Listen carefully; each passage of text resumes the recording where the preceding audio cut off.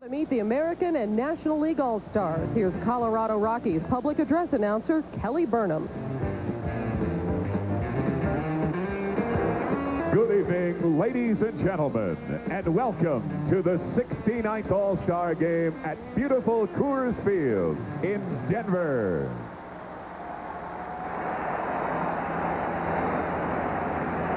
Let's meet the trainers, coaches, and All-Stars from the American League. The trainers from the Detroit Tigers, Russ Miller. From the Minnesota Twins, Dick Martin. The batting practice staff from the Cleveland Indians, Johnny Gorel. Jeff Newman.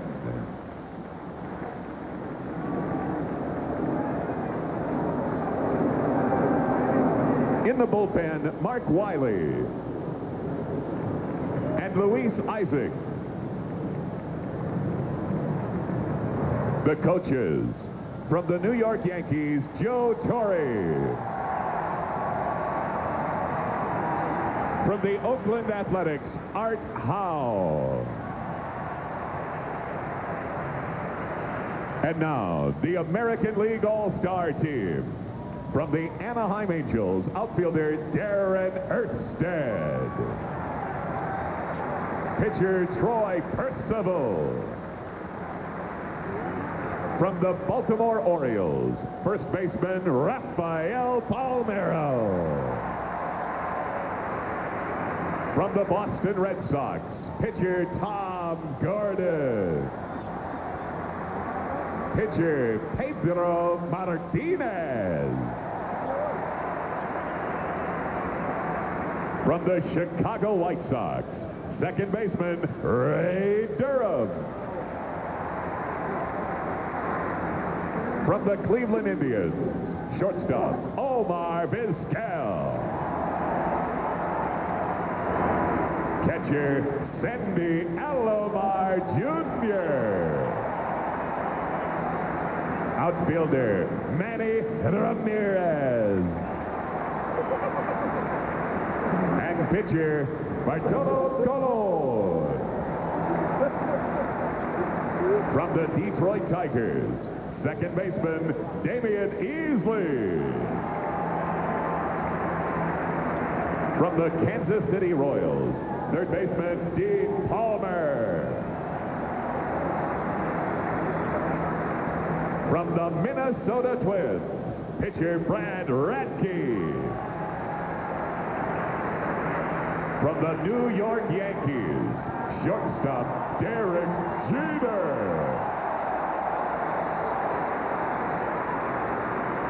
Third baseman Scott Brosius. Outfielder Paul O'Neill. From the Oakland Athletics, outfielder Ben Grieve.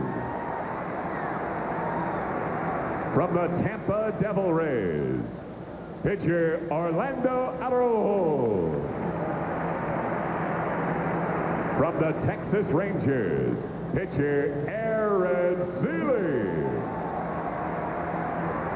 Pitcher John Whitland. From the Toronto Blue Jays, pitcher Roger Clemens.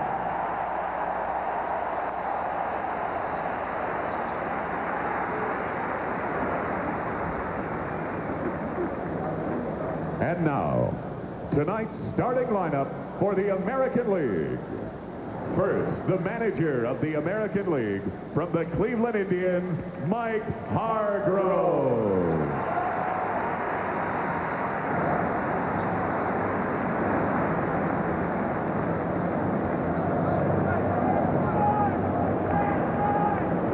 Leading off from the Cleveland Indians, outfielder Kenny Lofted.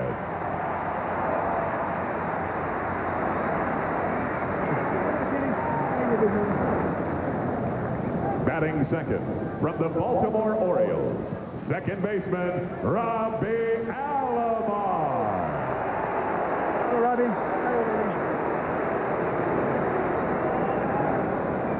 Batting third from the Seattle Mariners, outfielder Ken Griffey Jr.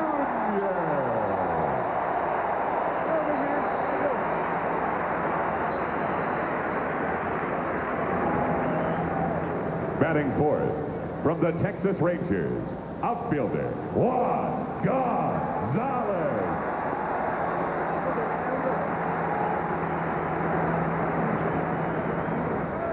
Batting fifth, from the Cleveland Indians, first baseman Jim Tony. Hello, Jimmy. Batting sixth, from the Seattle Mariners, shortstop Alex Rodriguez.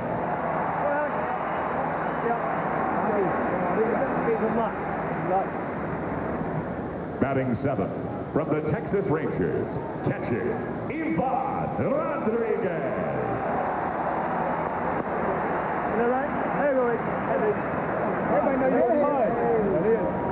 Batting eighth, from the Baltimore Orioles, third baseman Cal Ripken Jr.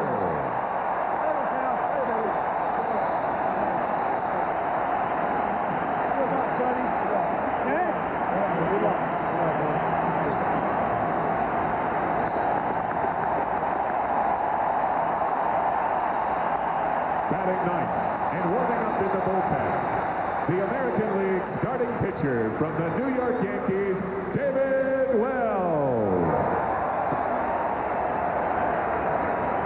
Ladies and gentlemen, your 1998 American League All-Stars.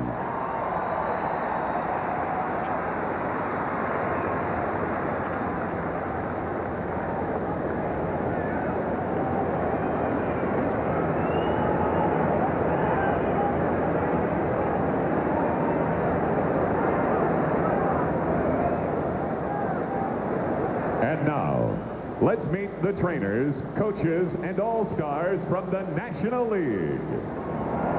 The trainers from the Colorado Rockies, Dave Shalati. From the Philadelphia Phillies, Mark Anderson.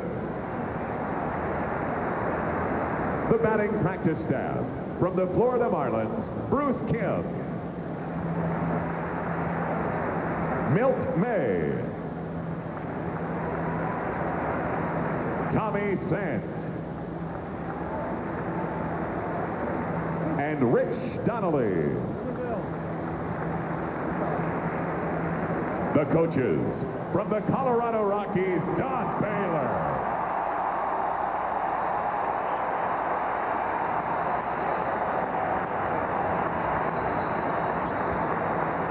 From the Pittsburgh Pirates, Gene Lamont.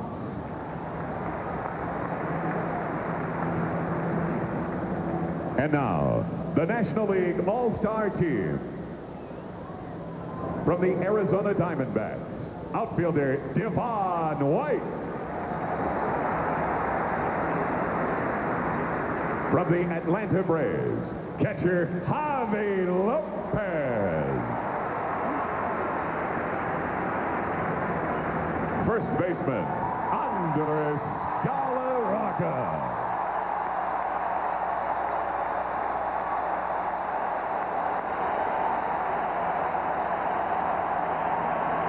Pitcher, Tom Glavine.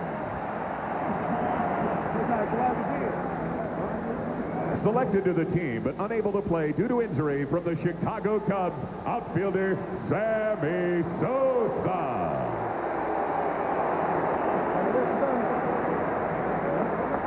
From the Cincinnati Reds, second baseman Brett Boone. From the Colorado Rockies, third baseman Phenia Castillo.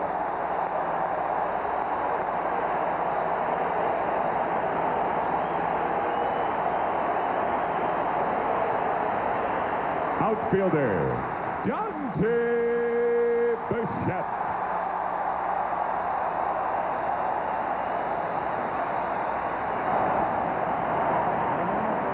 From the Florida Marlins, shortstop Edgar Renteria. From the Houston Astros, outfielder Moises Alou. From the Los Angeles Dodgers, outfielder Gary Sheffield. Pitcher Jeff Shaw.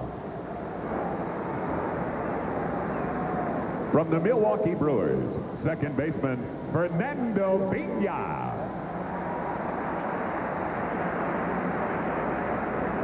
From the Montreal Expos, pitcher Uget Urbina.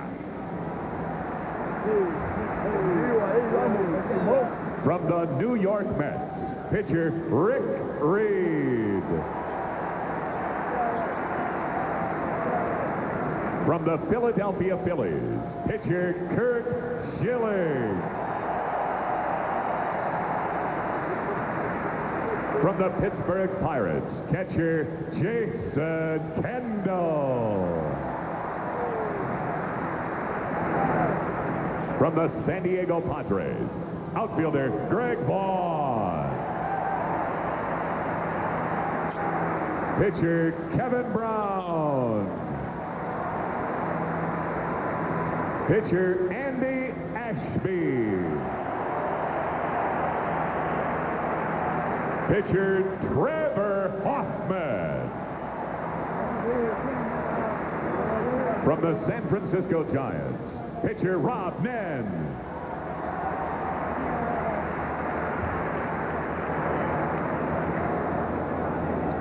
And now, tonight's starting lineup for the National League. First, the manager of the National League from the Florida Marlins, Jim Leyland.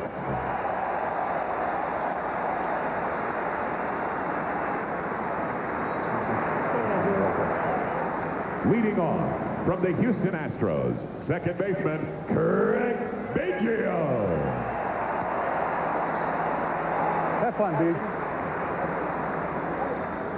Batting second from the San Diego Padres, outfielder Tony Gwynn. Have fun, buddy. Have fun. Batting third from the St. Louis Cardinals, first baseman Mark McGwire.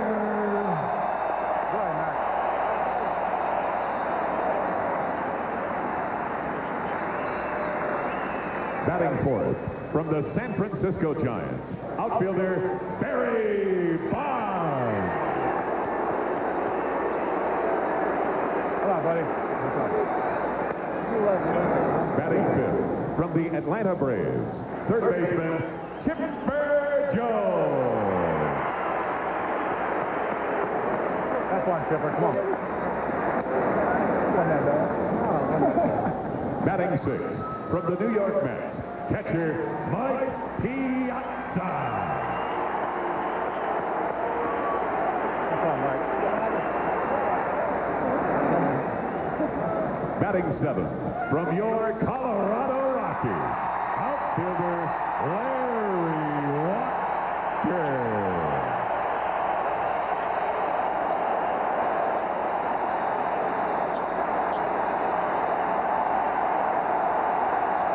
Batting eighth from the Atlanta Braves, shortstop Walt Weiss.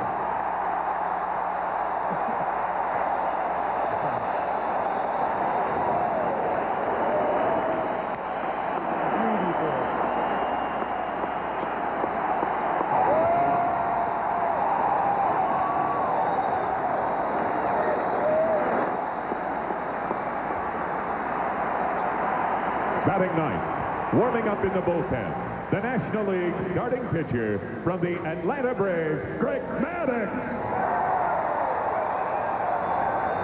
Ladies and gentlemen, your 1998 National League All-Stars.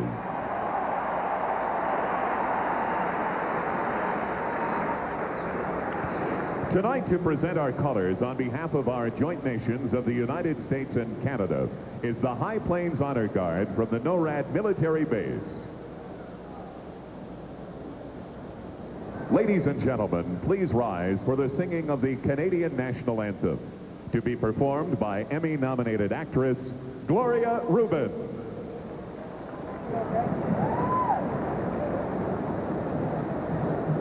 Oh, Canada, our home and native land, true patriot love, and all thy sons command. With glowing hearts we see thee rise, the true north, strong and free. From far and wide, oh Canada, we stand on guard for thee. God, keep our land glorious and free. Oh Canada, we stand on guard for thee. Oh Canada, we stand on guard for thee.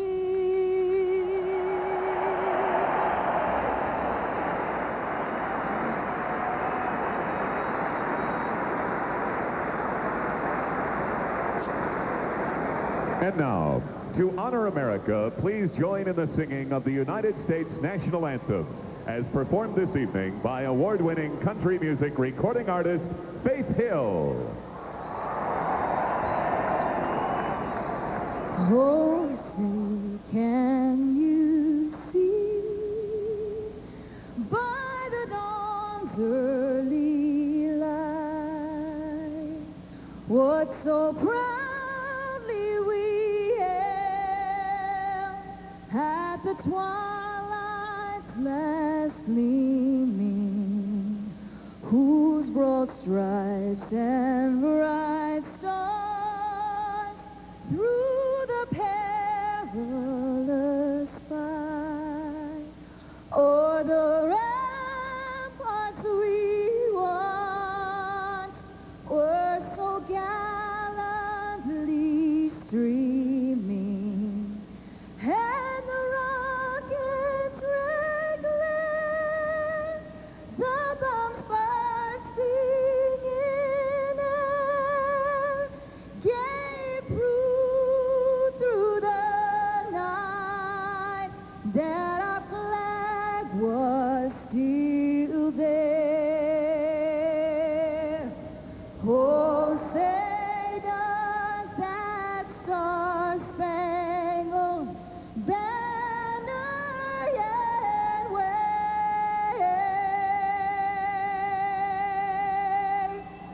for the land of the free and the home of the brave.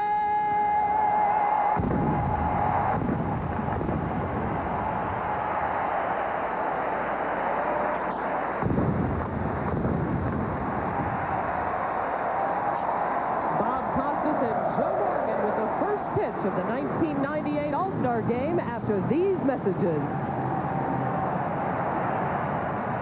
NBC Sports presents the 1998 Major League Baseball All-Star Game. With some of the hitters assembled for this 69th All-Star Game, you don't need a launching pad, but we have one in Coors Field. Over the last 4 seasons, as we mentioned earlier, more runs have been scored here, more home runs hit here than in any other park in the major leagues, and as you see, it isn't even close. In the first inning against Ken Griffey Jr. And this was a confrontation they had in 1992. Maddox comes out on the short end. Ken Griffey Jr. hit a home run. The next time they faced in 94, Griffey hit a double. So Greg Maddox has not fared well in all-star competition. But just about everywhere else, where it counts, you see what he does, ranking #1 in all the important pitching categories in the National League, except complete games there. He's just one behind the Phillies' Kurt Schilling. But putting pitchers just a few minutes ago, though, actually, the first pitch was thrown. 12-year-old Ellis Clements, a member of the Denver Metro Boys and Girls Club, threw it out. With the assistance of Hall of Famer Frank Robinson, Ellis's first pitch culminated the MasterCard Catch Across Denver, a nearly 3-mile human chain of catch which took place throughout the city Tuesday and involved 1,000 area children and Boys and Girls Club members. This is a part of MasterCard's program which donates a percentage of each transaction to the Boys and Girls Clubs of America, MasterCard's and Major League Baseball's charitable partner. And the National Leaguers take the field. While we have a chance, perhaps we can take a look at the dimensions here at Coors Field. Because of the thin air, this ballpark literally almost exactly a mile high, 5,282 feet. The ball really flies, but as you see in terms of dimensions, it's not a bandbox. 347 and 350 down the lines, 390 into one of the gaps, and 415 to the fountain and the rock pile in dead center field.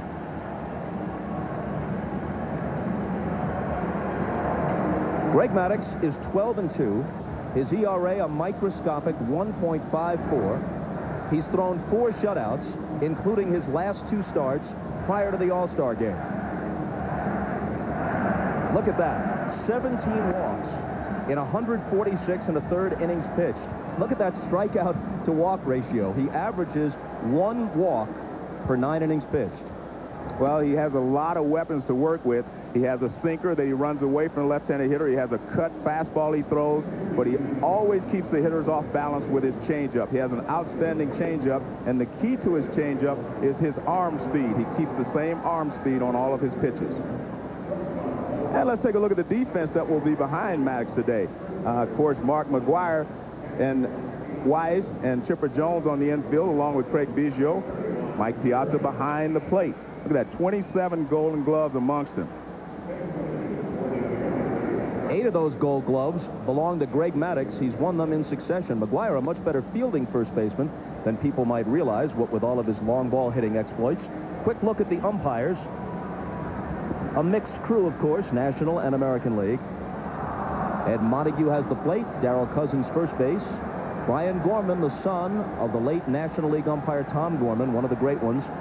Brian Gorman at second, Rick Reed at third, Rich Rieker on the left field line, and Tim McClellan will call the plays down the right field line. And here we go. Maddux to face Kenny Lofton, his teammate a year ago with the Atlanta Braves. Lofton, of course, back with the Cleveland Indians now, where he seems more comfortable. And, Bob, I think it's important that they have a National League umpire behind the plate here for Greg Maddux. With the flash bulbs popping, the first pitch is a called strike.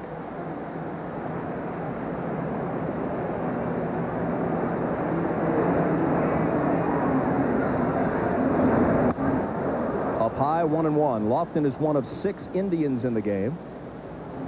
There are also 6 Braves and 5 Padres. Those are the teams with the most representatives. Down low, 2-1. Of course, there are also 6 members of last year's world champion Marlins. Unfortunately for Jim Leland, 5 of them play now for other teams.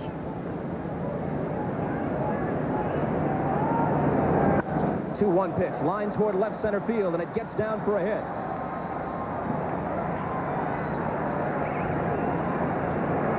Lofton, who has stolen 27, is aboard to start the game. And one thing to remember about Greg Maddux, he does not hold runners well. Most of the teams in the National League try to run on him because he's not concerned with the runners. He really doesn't have that many that often, but he's easy to run on. Robbie Alomar in his 9th All-Star game, 8 in succession. Lofton goes at the first pitch. Piazza up and won't get him. And that base was stolen on Greg Maddux. No chance for Piazza to make a good throw. And Kenny Lofton, playing with Greg Maddux last year, already knows his move. Look at that, a perfect jump by Kenny Lofton. Mike Piazza comes up, he throws a strike, but it's just too late. The 0-1 pitch to Alomar. He bunts one toward first, may beat it out. McGwire up with it to Maddux, covering safe.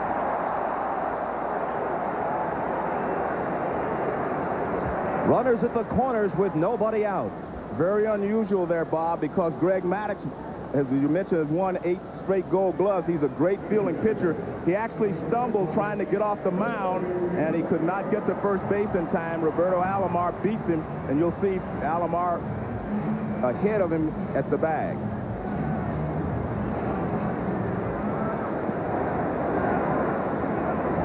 So now Griffey, who decided at the last minute to participate in the home run derby yesterday and won it. He, McGuire, and Sosa all on a 60-plus home run pace in the pursuit of Roger Maris. Maddox in a first-inning jam. Down and in. And we've mentioned that Maddox has not pitched really well in all-star competition in the past. He has always struggled. It doesn't get any easier. Juan Gonzalez will be next. A ball and a strike. That's the pitch that he needs to be able to control, which he normally has control of. That was a changeup. You could see Ken Griffey Jr. way out in front. The changeup helps him in two ways. It makes the hitter wait a little longer so that his fastball becomes more effective. And in most cases, hitters get way out in front of the changeup.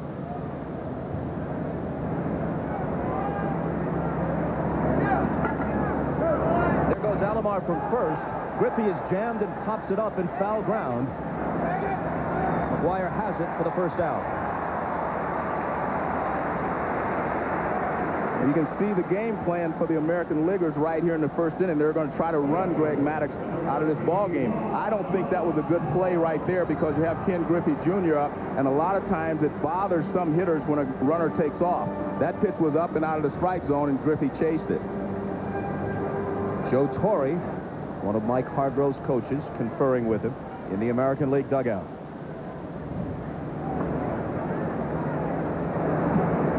Gonzalez concluded the first half with a pair of two-run homers Sunday night in Texas to hike that RBI total over 100. Ball one. This is where Greg Maddox is at his best, though, when he needs a ground ball. He can usually get the ground ball, and if he can get one here, he can get out of the inning unscored upon.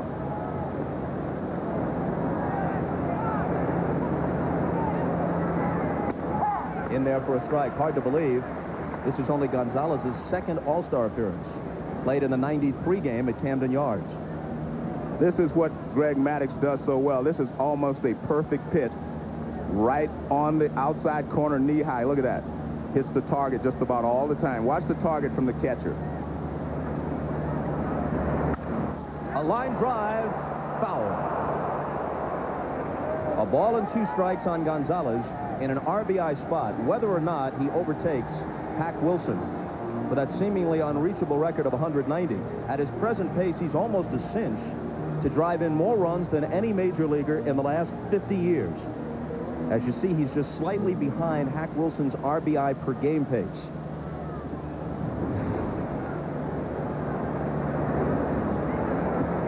Gonzalez does ground into a lot of double plays. The runner goes from first, and Gonzalez spoils it. Unlike with Ken Griffey at the plate, I think it's a good play to run with Gonzalez at the plate to stay out of the double play. So I think that was a good move there by Alomar to try to get to second base and stay out of the double play situation.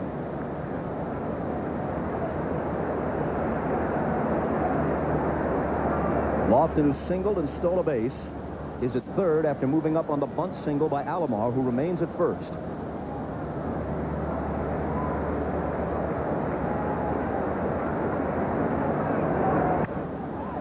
And this one is served down the right field line, and no play on it. The count holds 1-2.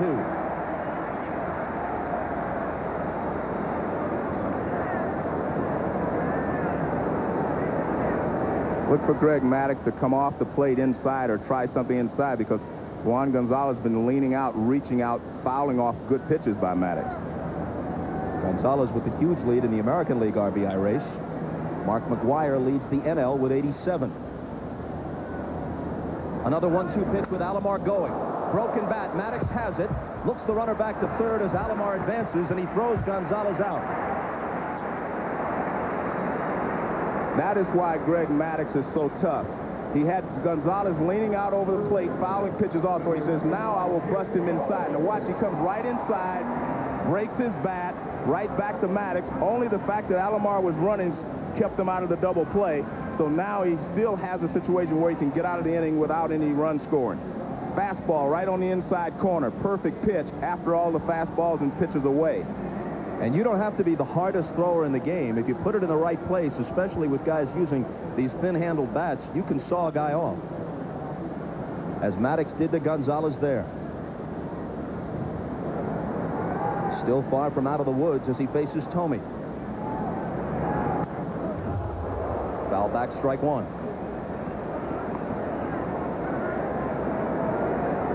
Thome walloped 40 a year ago as the Indians won the American League pennant, on an even better pace this year with 23 at the break.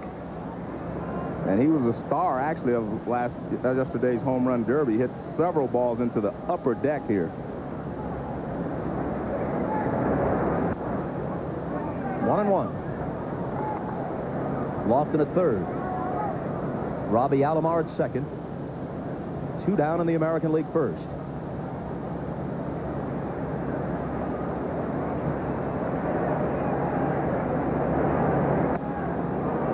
Off the corner, 2-1. Alex Rodriguez waits on deck.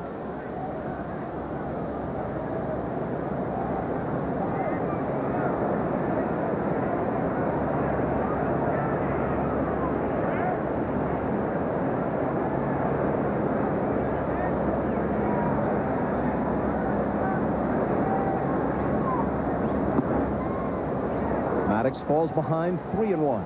Well, he's being very careful with Thome, and remember, Thome has faced him before, so Thome has an idea of how Maddox pitches, but he's not going to give in and give Thome a pitch to hit when he has a right-hander on deck and a base open. The Indians, of course, faced the Braves in the '95 World Series.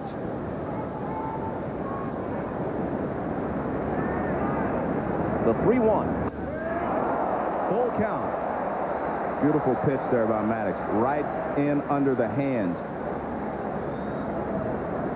Throw him a change-up away. Now he comes off the plate, inside and up. Look at this. This is off the plate, inside and up. And if you want to swing at it, he says, go ahead. If you want to take it, take ball 4. I'm not going to give in to you.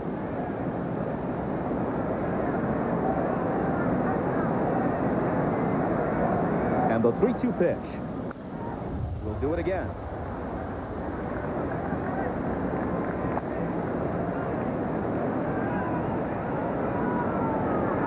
With Mark McGwire off to the National League and Frank Thomas slumping this year, it opened first base up a little bit in the American League, and Jim Thome overtook Tino Martinez of the Yankees late in the balloting, just before the last of the ballots were counted. Another 3-2 pitch. Walked him, bases loaded.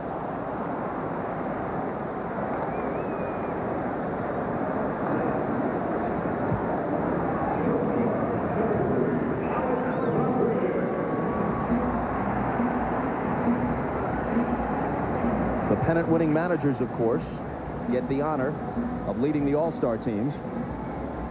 Never has a manager seen his team change so much in the space of just weeks or months as Jim Leyland, from world champs to a team struggling just to be competitive.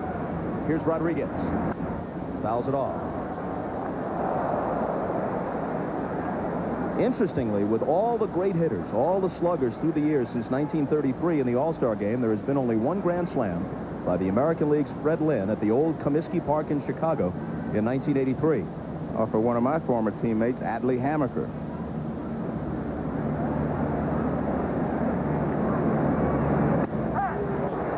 Maddox quickly ahead of Rodriguez, 0-2.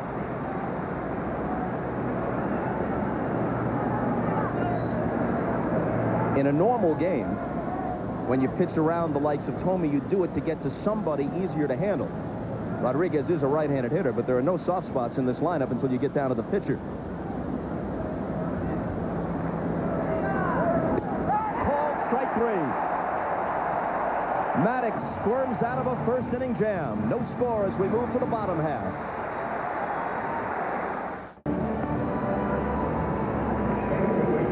The American League threatens but doesn't break through in the top half of the first against Greg Maddox, and now David Wells to the mound for the American League. 2 of his 11 wins were shutouts. One of those, the May 17th perfecto at Yankee Stadium against the Twins, only the 15th perfect game in this century in the major leagues. This is his second All-Star appearance. He made it in 1995 while a member of the Tigers and pitched a third of an inning in Texas. He has pitched only once in this ballpark. In September of '95, he allowed 6 runs and 10 hits in 4 1/3, so he didn't fare well. Here's the defense behind it. And this is a fine defense. Roberto Alomar, Gold Glove winner at short, and Ken Griffey Jr. and Lofton in left. And Ivan Rodriguez, one of the greatest catchers ever behind the plate. 22 Gold Gloves amongst their starters. There's Ivan. This is just astounding. Ivan Rodriguez has thrown out 67% of those who have dared to run against him. Anything around 35-40% is thought to be excellent. This guy's catching 2/3 of those foolish enough to try. This exact number, Bob, is even more than 27 out of 40. You're right. I mean, that's amazing. 13 players have made it in 40 attempts. Unbelievable. The Astros' Craig Biggio starts it off. And Wells starts him with a high fastball for ball 1. This for Biggio is his 7th All-Star appearance. The first time he made it, back in '91, it was as a catcher. And they realized he was such a good all-round player and had such good speed, they didn't want him squatting every day and night behind the plate. 1-1.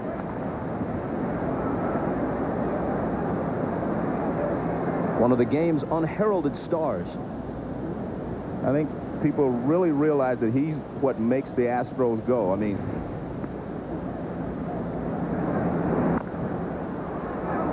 a ball and 2 strikes. Bob, what you can look for from David Wells is the fastball, basically the high fastball. He throws a curveball, and he will mix in an occasional changeup, but he lives by the fastball.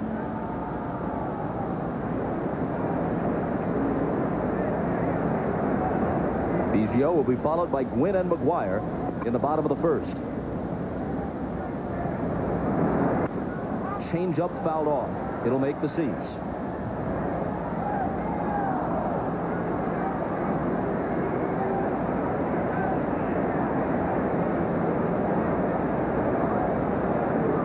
The series stands 40 wins for the National League, 27 for the American, and there was one tie. The Americans won last year in Cleveland 3-1, snapping the 3-game National League winning streak. Prior to that, the American League had reeled off 6 victories in a row. Struck him out. Another changeup. That was beautifully disguised. Good arm speed. Watch the arm speed on this changeup. You cannot tell the difference between this and his fastball. And this is just a beautiful changeup down and away from the right-handed hitter. See the rotation moving away. You can see his fingers holding it, gripping it tight. Now watch where the location. Look at this. Doesn't get any better than that. Great pitch. Up steps Tony Gwynn, taking ball 1. He's hitting .329, which for him means he's slumping. In the last 5 years, his lowest season-ending average has been .353. He's won 8 batting titles, including the last 4 straight.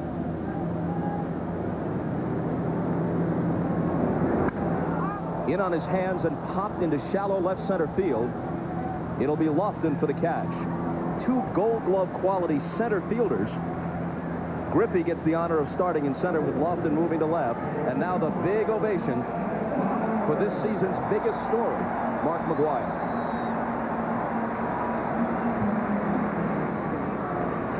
Mark McGwire gets a lot of base on balls during the year, but I expect David Wells to go after him. David Wells is that kind of a pitcher. His mentality is, I'll go after him. Let's see what happens.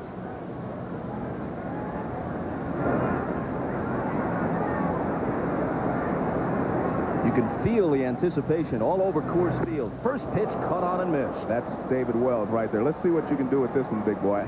And he turns the fastball loose right after him. I expect David Wells to go after him. He's going to mix in some breaking balls, but this is his bread and butter pitch. This is his fastball. He just reaches back and lets it go. Next one high and away to Mark McGwire, born October 1st, 1963, 2 years to the day after Roger Maris hit his 61st. Neither he nor Maris has an all-star home run. Broken bat. You could hear it shatter all over the park. And Rodriguez throws him out. So the National Leaguers go quietly in the bottom half of the first. No score after 1. And this is why Greg Maddux is a great pitcher. This is a perfect pitch on the outside corner to retire Rodriguez after getting Griffey and Gonzalez. And listen to Jim Leland when he comes in. Nice going. Hell of a pitch. Got it, baby. That's why you're the best, baby. Hell of a pitch. Leland is just jazzed to have some real players around him for a change after the fire sale in Florida. Maddux faces Ivan Rodriguez as we move to the second and starts him with ball 1. Rodriguez in contention for the batting title at 350, a rarity for a catcher. Lines this one to right, and it falls for a hit. Tony Gwynn gets it back in.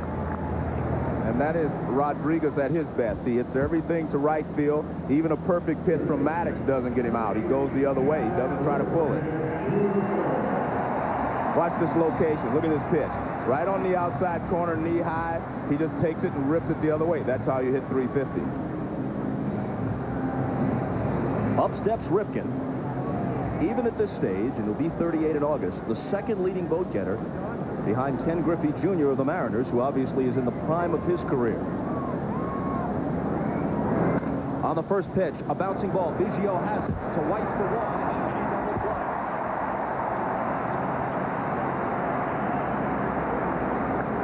Greg Maddux is on the mound and he needs a ground ball. I mean, he just seems to be able to get it whenever he needs it.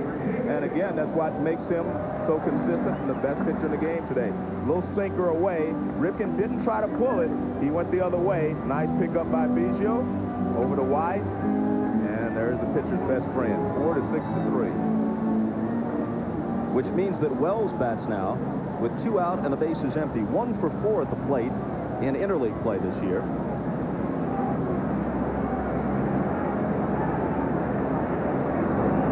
His boyhood hero, the Bambino, Babe Ruth. They won't issue number 3 to any Yankee since the Sultan of Swat, so he wears 33 and cuts a somewhat Ruthian figure at the plate. He also has a great time. I mean, he loves the game. He loves life. He just has a good time. Look at him. He's smiling because that pitch was way inside off of Maddux. 1-0 pitch. Again, Biggio. In contrast to the first, Maddux sails through the second. After 1.5, no score in the 69th All-Star game. You are watching the 1998 Major League Baseball All-Star Game on NBC Sports. Welcome back to Denver. I'm Jim Gray. No score as we head to the bottom of the second inning. Greg Maddux gets through his 2 innings. You're finished now for the day, Greg. A little bit of a struggle. How would you assess your performance? It's a good outing in Mile High, man. You don't give up any runs. That's pretty good. It was a struggle. You know, I thought Rodriguez hit a pretty good pitch, you know, and Robbie laid down a good bunt. And, you know, some good hitters, man. Tough lineup, tough park. I'm happy. You know, I'm still breathing. I'm happy. Would you like in a game like this to be able to continue since you are facing the best, or you just as soon sit down now having given up no runs? Yeah, I mean, you know, it works both ways. I mean, you realize there are 10 pitchers here, and everybody deserves the right to pitch, and I've been fortunate enough to pitch in these before, and it's great. It's a lot of fun, and you know, you get guys like Ashby out there and Rick Reed that haven't had a chance to pitch, and it's just great for them to go ahead and have their chance to. All right, Greg. Good luck in the second half of the season with the Braves. Thank you. All right, thanks. Back upstairs to you, Bob. Jim, thanks a lot. It'll be Bonds, Piazza, and Chipper Jones to face David Wells in the bottom half of the second.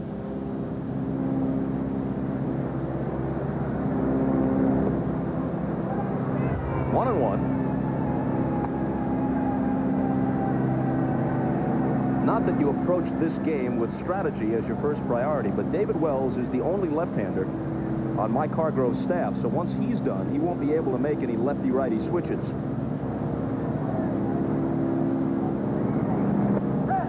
On the corner, 1-2.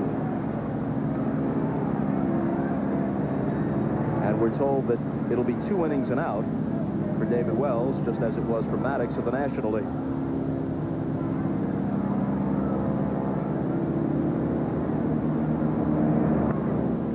2-2. Bob, Barry Bonds needs 8 home runs to be the first player in Major League history to have 400 home runs and 400 steals. There's only 3 players with 300 home runs and 300 steals, so he's looking at a milestone here before the season is over.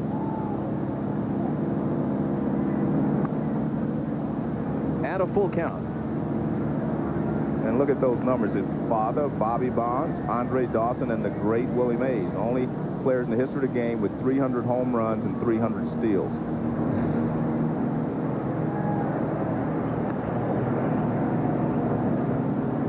Wells stopping at the top of his motion. They flip-flopped Jones and Piazza from the originally announced lineup, so Jones is on deck, and Piazza, we assume, will follow him. And Bonds opens the bottom of the second with a walk. Folks, you can log on to MSNBCSports.com for a comprehensive in-progress total cast of tonight's All-Star Game, which features real-time stats, pitching and hitting charts, and a play-by-play summary. Plus, check out a survey of baseball's GMs on topics such as who is the game's best player, all at MSNBCSports.com. Bob, this is interesting that they flip-flopped the two because Chipper Jones is not a power hitter from the right side. All of his power is from the left side, and Piazza is a good power hitter from the right side against Wells.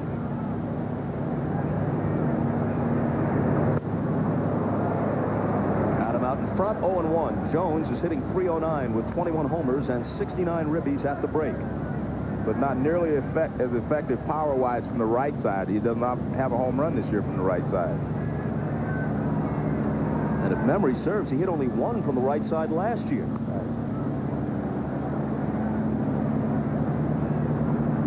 So our first chance to second-guess somebody, right? Jim Leland can't even catch a break during this season on All-Star Night. He's never going to have an easy ride. He is a great manager, though. And a great guy, too.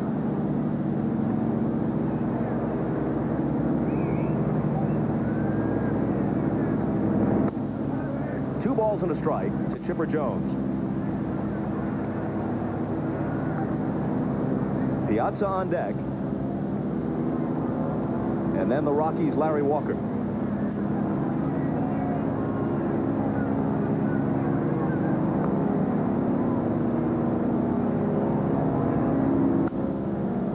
Count levels at 2-2. When you look at Wells of the Yankees, and you think about the Yankees' start, 61-20, and this after losing 4 of their first 5. It's the best mark ever at the All-Star break, remembering that until 1933 there was no All-Star game.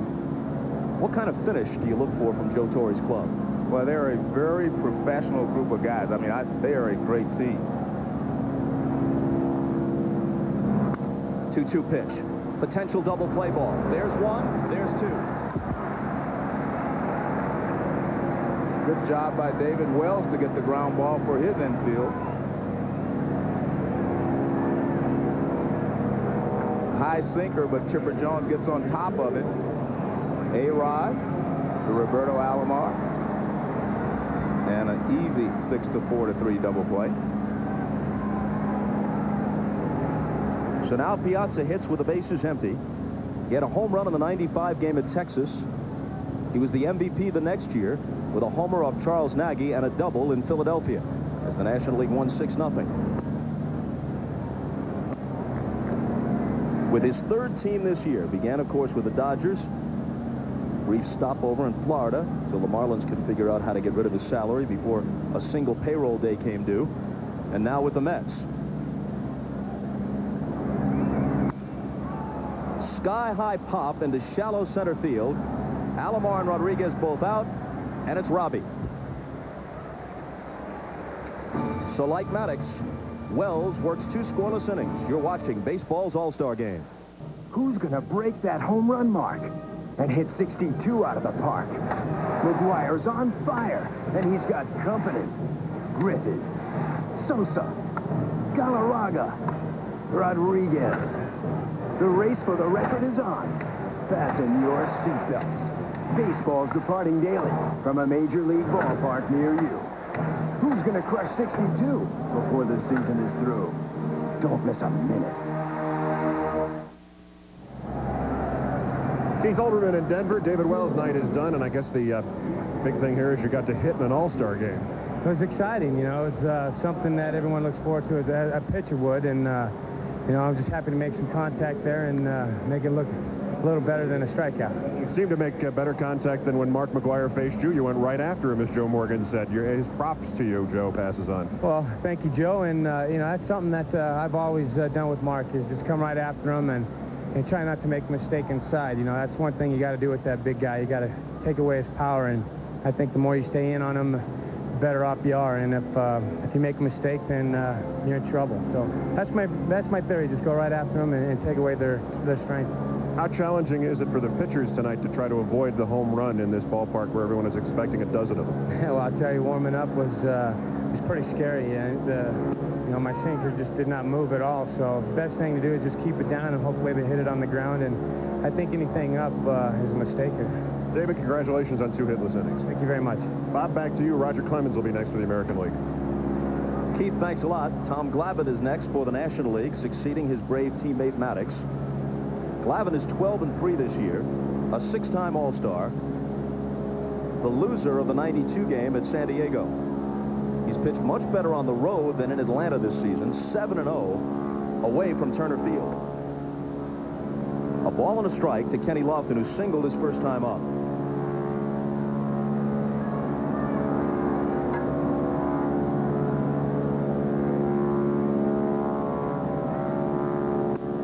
Moves him away, 2-1. Bob, David Wells expressed some theories that other pitchers have expressed about this ballpark, that his sinker didn't sink as well, and curveball pitchers say that their breaking ball doesn't break as sharply here. Why would that be? Well, thin air, I guess, is the only reason you can think of, but that's what a lot of pitchers have said. Great curveball pitchers do not have as good a curveball here. Sinker ball pitchers, it doesn't sink as well. 3-1 pitch, sounded like a broken bat, and Lofton walks away in search of new lumber. The players say that is deep in his kitchen. It's all the way into the pantry and the cupboard. Well, he threw him a pitch away, and then watch, he runs the fastball in. Watch this pitch. It starts over the plate, just keeps running in, and Lofton just handcuffs him. Good pitch by Glavine. Whenever you jam a hitter, it just opens up the outside part of the plate because he's not going to let you do that again. And here's Glavine's 3-2 pitch. Walked him.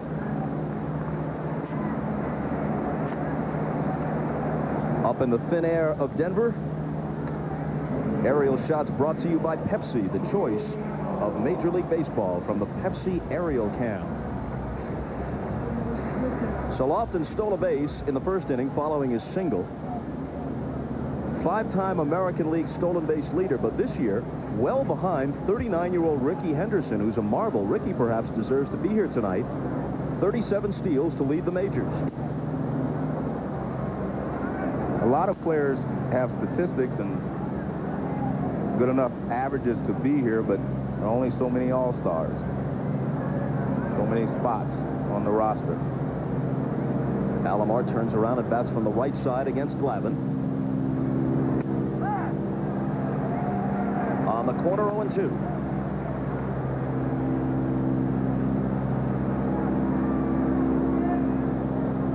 There's a look at the American League leaders as Lofton edges away from first. Foul back, and it holds 0-2. And at the bottom of that list was Alex Rodriguez.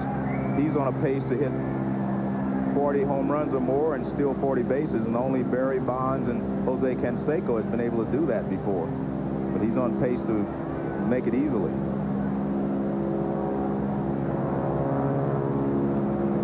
The 0-2 pitch to Alomar, who had a bunt single his first time up, way outside.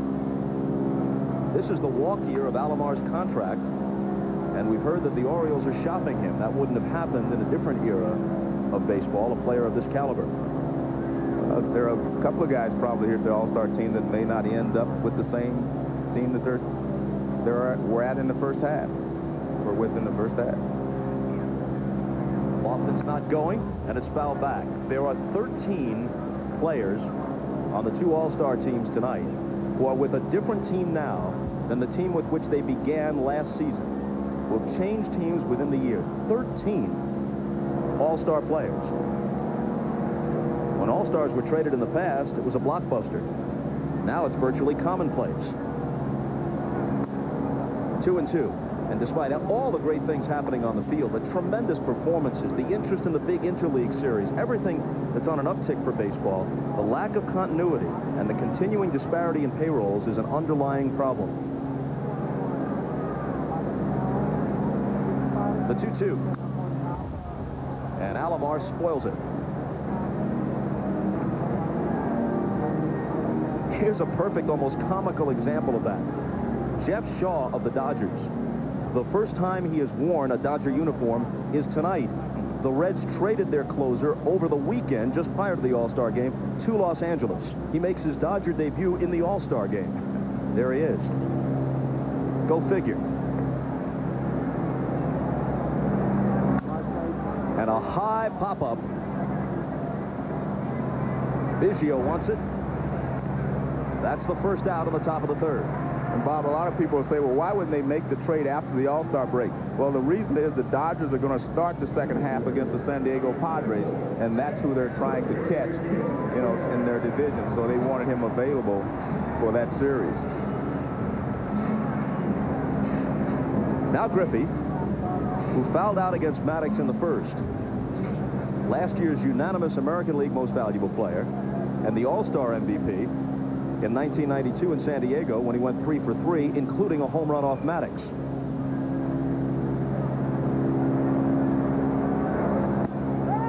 Got the corner. The amazing thing about Ken Griffey Jr. is that he hits with just as much power against left-handed pitching as he does against right-handed pitchers, and that's really unusual.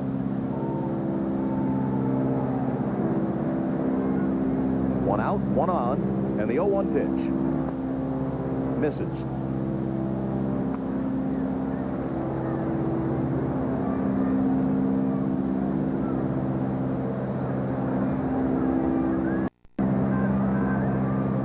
That buzzing you're hearing overhead, well, there's your culprit.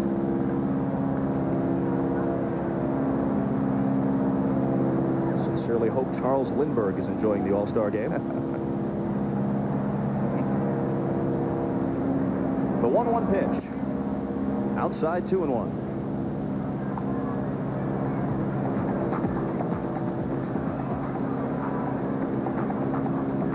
Imagine slugging .678, Joe, and only being second. McGuire slugging .769. A liner toward right center field. That drops for a hit. Wheeling around second is Lofton. He'll make it to third easily. Runners at the corners with one out on the Griffey single. Even though he gets jammed a little bit on this pitch, that's the reason that Ken Griffey Jr. hits left-handers so well. If you watch his front shoulder, it never moves out. Just watch his front shoulder. This is the key to being successful. Look at his right shoulder. Never pulls off. And he hits a line drive in the right center field. A lot of left-handers pull away from left-handed pitching, and that's why they have a problem. Front shoulder right there. Beautiful swing. And he hits a line drive in the right center field.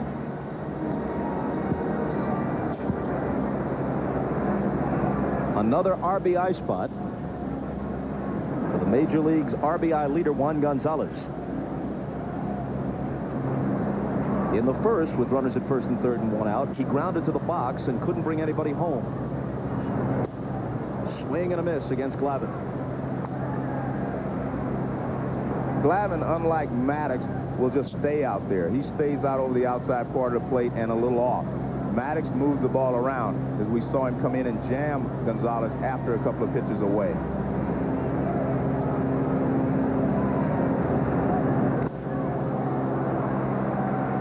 Went a bit outside the strike zone, it appeared, and now he's in an 0-2 hole. And that's Glavine. He will throw one on the corner, the next one's just off, and this one will be just off. I mean, that's the way he pitches.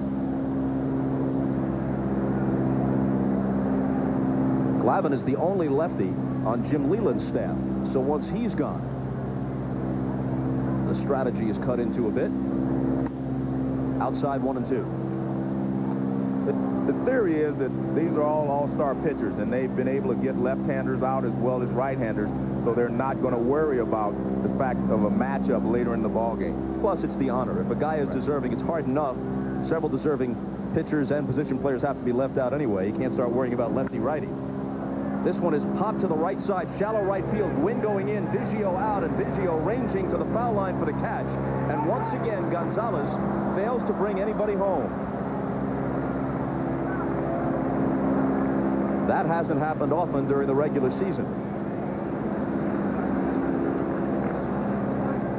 Well, this is a good pitch from Glavine. It's actually out of the strike zone.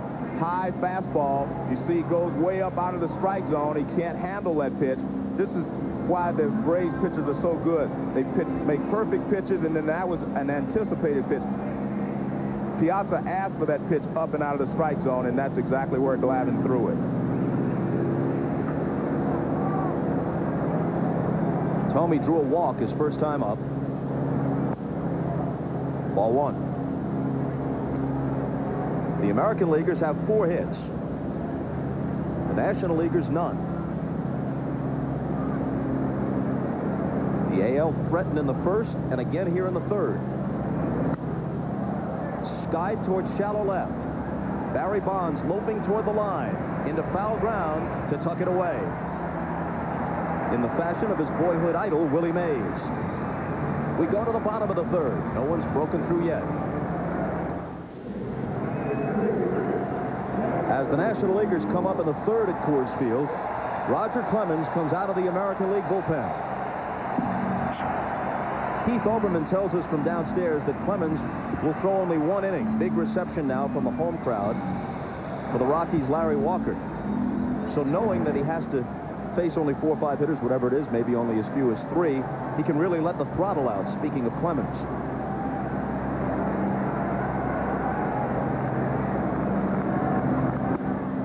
First one is high to Walker. And Bob, that's one of the reasons that pitchers have fared so well in all-star competition. They only have to go an inning or 2 and they can let it all go. Whereas over the course of a season, they've got to pace themselves a little bit, meaning the starting pitchers to go, 7, 8, 9 innings. In an all-star game, you just go out and let it go.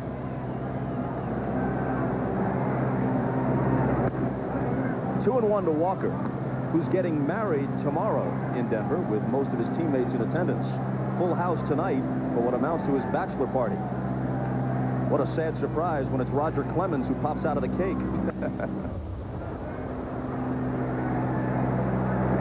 2-2.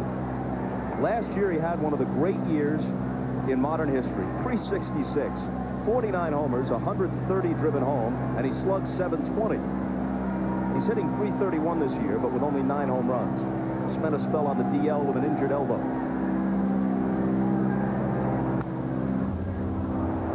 Still 2-2. I mean, look at that. 1997. That's like a Stan Musial, Ted Williams type season. And the problem with him, Bob, so far this season has been he hurt his right elbow. He had surgery on it in the winter, and he doesn't get the same extension he did last year.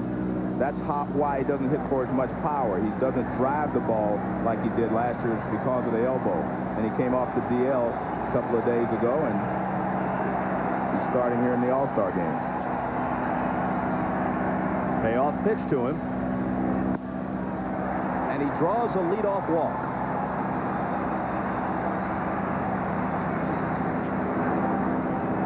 And now listen to the response for Walt Weiss.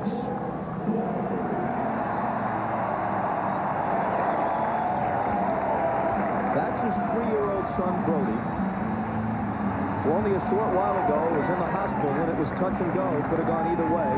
He contracted the E. coli virus in a swimming pool incident. Staged a remarkable recovery. And is here to watch his dad perform in his first All-Star game. Weiss, of course, is a former Rocky, so the fans feel warmly toward him here.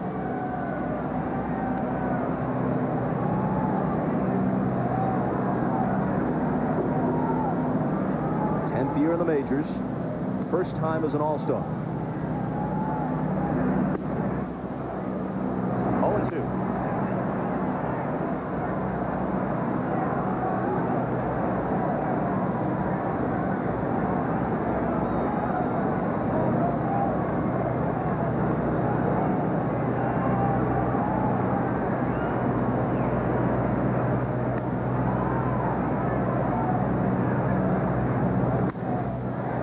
Bloop back of short, and it drops in front of the charging Lofton.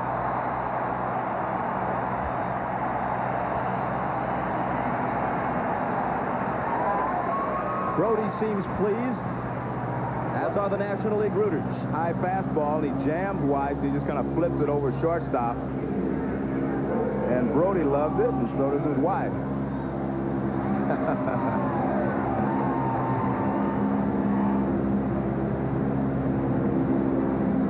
So runners at first and second with nobody out. Rodriguez and Ripken confer with Clemens. Glavine is a very good hitting pitcher, as is Greg Maddux, his Atlanta teammate for that matter. But it leads me to this question. Regardless of how you feel about the DH in the regular season, can you tell me why, Joe, a pitcher should ever bat in an all-star game? Where's Bob Uecker when I need him? I don't have the answer to that, Bob, but... Glavine looks to bunt and lays one down smartly. Ripken at third, throws him out. Of course, why should Bob Uecker ever bat in an all-star game is another question. Well, I mean, that's a good point. And maybe they should do as they do, you know, oftentimes. I guess it's just the way the game is played. I happen to, we both agree that the DH is not the greatest thing throughout the season, but maybe for this game it could be changed. But again, I think the one thing about an all-star game, this is the same game that the people see every day with the greatest players playing it, and maybe they do not want to deviate from that. Mike Hargrove decides to pull his infield in. Runners at second and third with one out. A scoreless game in the bottom of the third. And Biggio fouls it off. He struck out against David Wells in the first.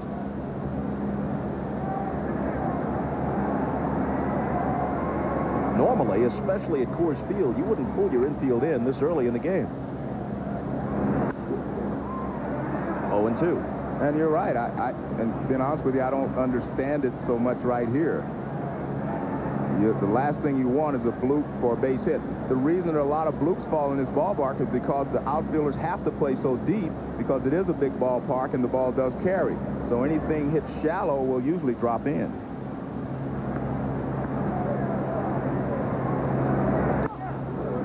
Did it hit him? It did. It barely grazed him.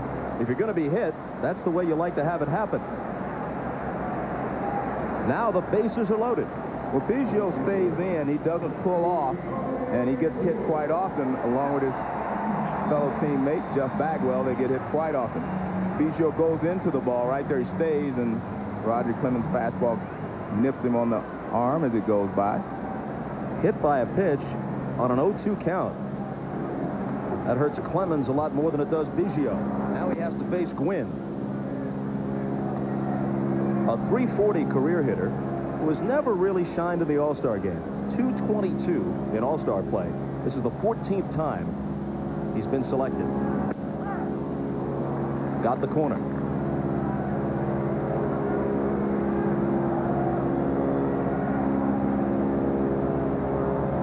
McGuire on deck. 2 balls and a strike to Tony Gwynn, who's 10 points behind the Cardinals' Brian Jordan in the National League batting race. That's nothing for him to make up in the second half. He can make that up in a day. I mean, he goes 5 for 5 or 6 for 6. Toward the middle. It's off Alomar's glove. A run is home, and then 2. Gwynn with a huge turn around first because Tomey had sped to the middle of the diamond. Now he trots back. 2 runs home, and runners at first and third for McGuire. Well, Tony Gwynn is just a great hitter. He's always going to put the ball in play, stays on top of the ball. Alomar almost gets this ball. Gwynn grounds it right back through the middle. Look at this good jump by Alomar, and he just can't quite corral it. The ball took a funny hop, bounce up off his glove. Watch, it bounces up, hits him on the wrist, and that's the reason he wasn't able to get it. He got there in time, but the ball took an erratic bounce. Right there, you see the high hop. Good effort there by Alomar. And now McGuire. Fastball high for ball one. No one has handled McGuire as well as Clemens through the years. Mark is only 4 for 47 against Roger, and he's fanned 14 times. He's hitting .085 lifetime against the Rocket.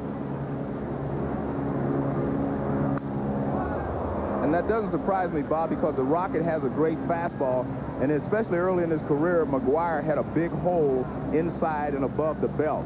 That hole is not nearly as big now as it was at the beginning, but Roger Clemens knows how to pitch up and in, and he also has a great splitter and the breaking ball away. So he has all the tools to handle McGuire with.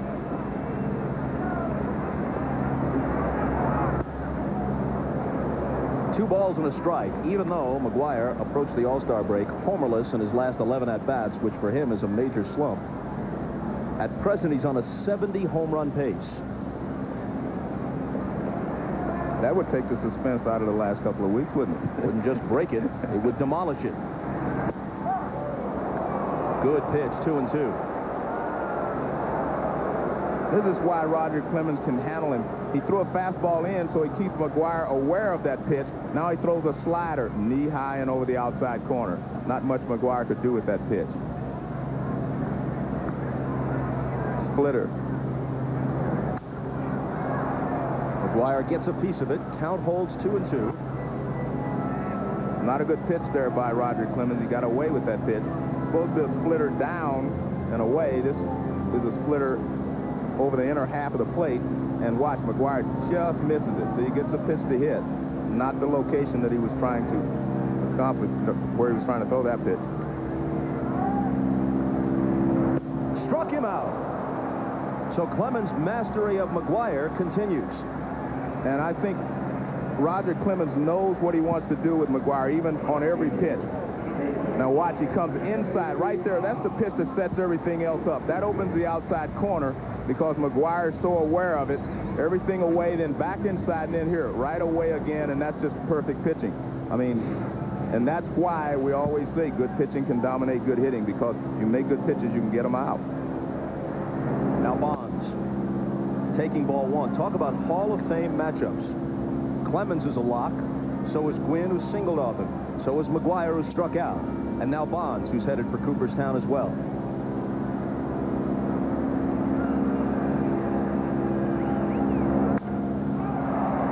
Left field, Lofton started in, now goes back, ball really carrying, near the fence, he's got it. National League scores 2, leads 2, and we're back after these words from your local station. You're watching the All-Star Game on NBC.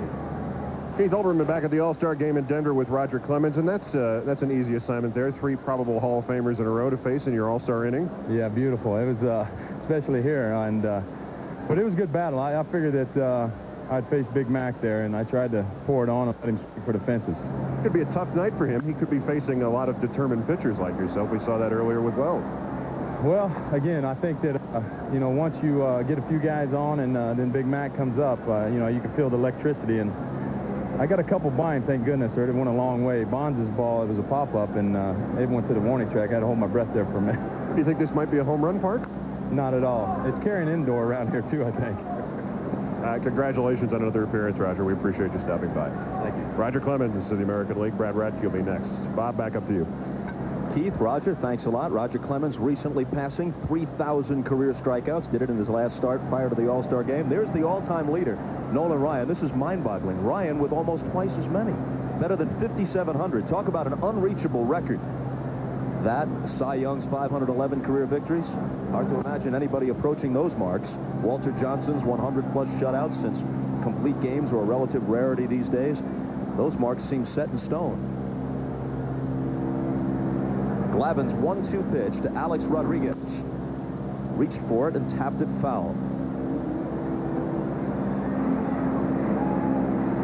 Only 2 shortstops in history have ever hit 40 home runs. Rico Petrocelli of the Red Sox exactly 40 once.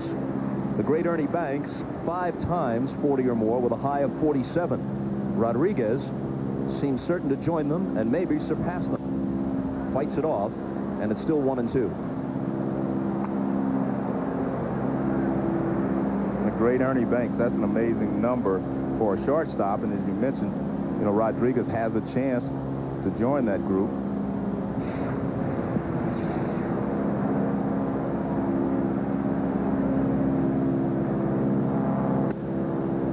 Outside, 2-2. All this, and Rodriguez doesn't even turn 23 until later this month.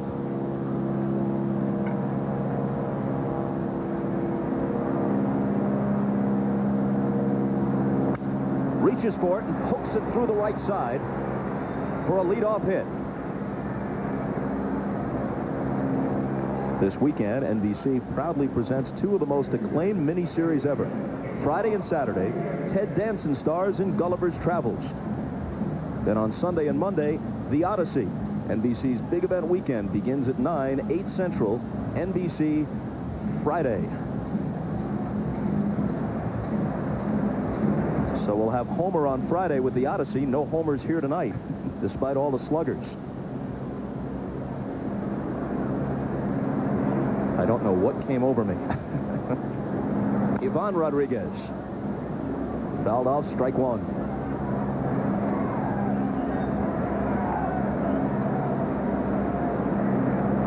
Maybe the cliche works. And if you're a great pitcher, you can hold down these great hitters.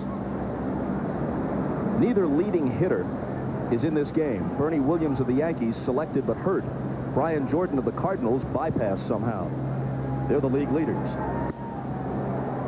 0-2. Interesting how Glavine is pitching to Rodriguez. He knows that he can shoot the ball to right field, and he has a big hole on the right side. Those first two pitches were pitches he had to try to pull. See the hole on the right side because they're holding Rodriguez at first base.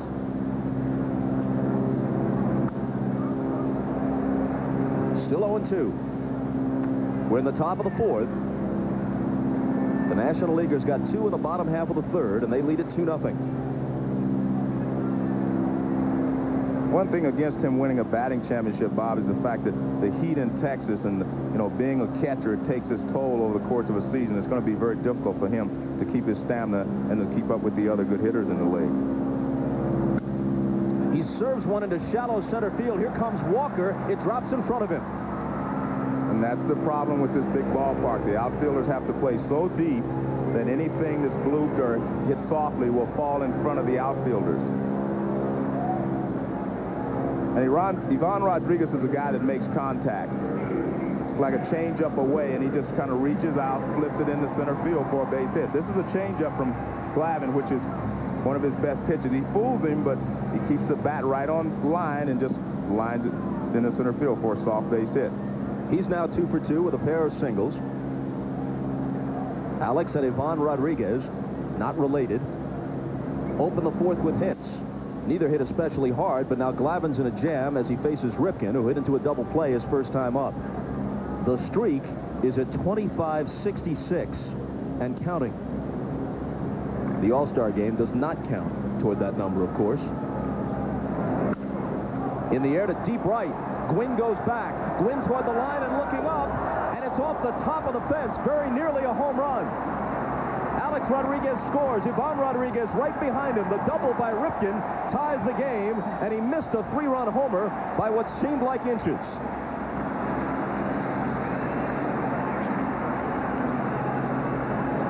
The pitch is up a little bit, and Ripken's going the other way, and the ball travels well here. We've already said that he didn't hit this ball especially well. See, the pitch is away, goes out, hits it toward the end of the bat, and he doesn't think he got enough of it, but it's high enough, just not far enough. And Gwynn, by the time he tracks it down, 2 runs have scored. Gwynn knows I can't get it right here, so he's trying to play the carom, but it bounces away from him anyway. That ball hit about a foot below the fence before otherwise it would have been a 3-run homer. Pitcher's spot next. Clemens was going to be done in any case, working just 1 inning. And it's the Tigers' Damian Easley who's called upon a pinch hit against Glavine. Game tied at 2. Ripken at second. Still nobody out. Ball 1. Well, Clemens referred to Barry Bonds' ball as a pop-up. It pinned Lofton to the left field fence. 3 hits in this inning against Glavine. None of them struck particularly hard, but the game is tied.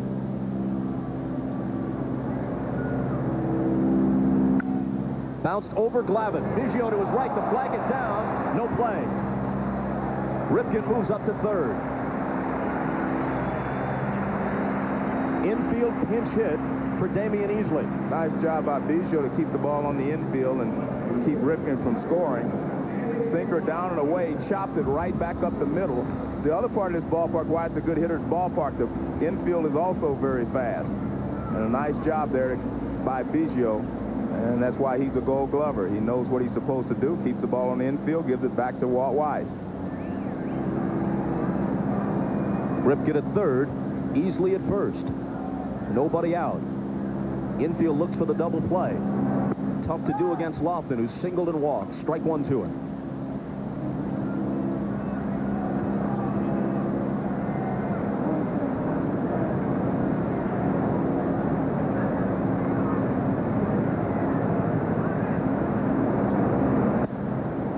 A ball and a strike. Although Lofton's batting average was high in his one season in Atlanta, he certainly wasn't himself on the bases, thrown out stealing 20 times.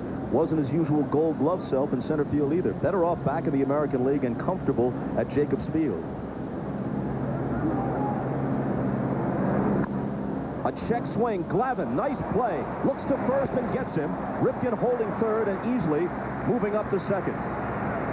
The entire Atlanta Braves pitching staff, they feel their positions very well. And one of the reasons is watch where he ends up. He is not a power pitcher, so he ends up in good fielding position. Watch his position after he throws. See right there, good fielding position. A lot of pitchers, they overthrow, so they fall off to one side or another. And he makes this play, and he throws out the speedy Lofton. Look at this. He's prepared to, once you throw the ball, you become a fielder. That's an excellent play. All good athletes on the Atlanta Braves pitching staff. Robbie Alomar has a bunt single and a pop out. His brother, Sandy Alomar Jr., also a member of the American League All-Star team. A reserve catcher behind the starter, Ivan Rodriguez.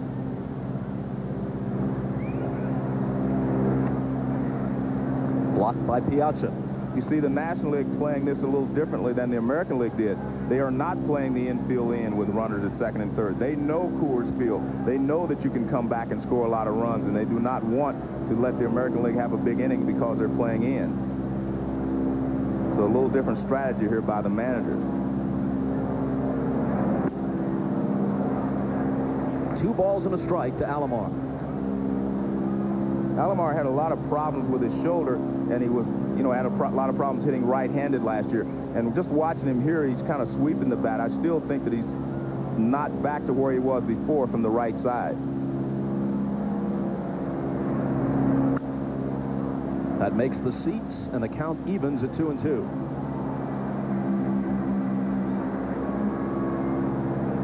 Alomar was a very good hitter from both sides, but watch, he kind of sweeps the bat here. He doesn't really throw the head of the bat out like he did before. And I think a lot of that is due to the fact that his shoulders was injured last year, and he did not hit right-handed very much. See right there, that's not a good swing. That's not a Roberto Alomar swing of, say, 2 years ago. This pitch is a pretty good pitch to hit, but he kind of sweeps the bat on the inside pitch. Look at that. See, he kind of sweeps it. Not a good quick swing here. In under the hands, but pretty good pitch to hit.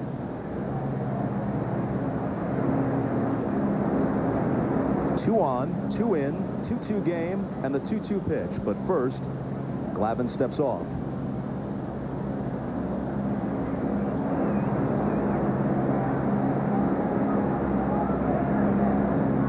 A lot of pitches for an all-star outing.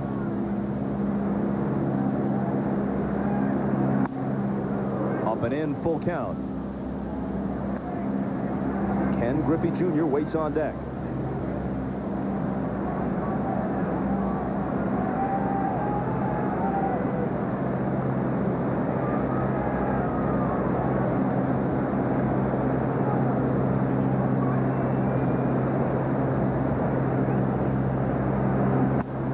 The bases are loaded for Griffey.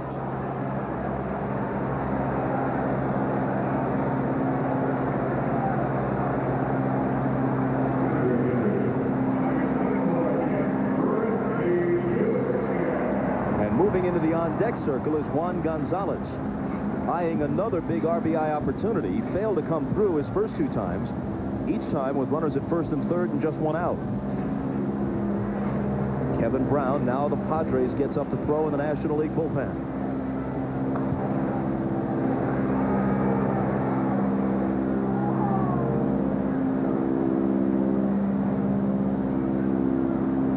Glavine to Griffey.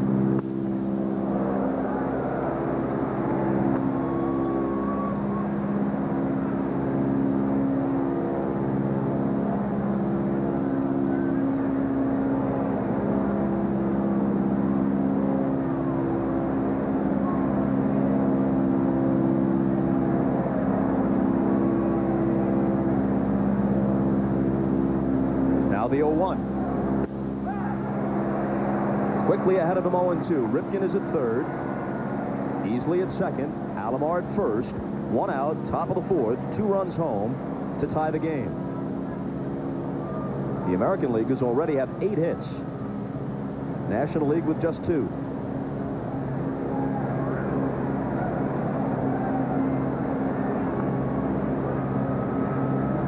The 0-2 pitch.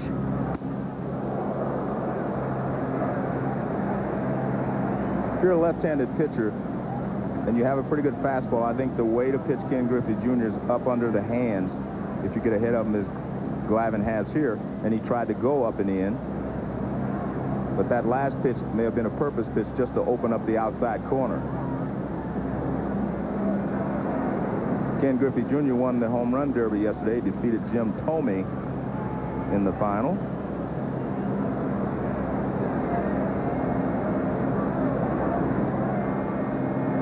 Glavine works 1 and 2.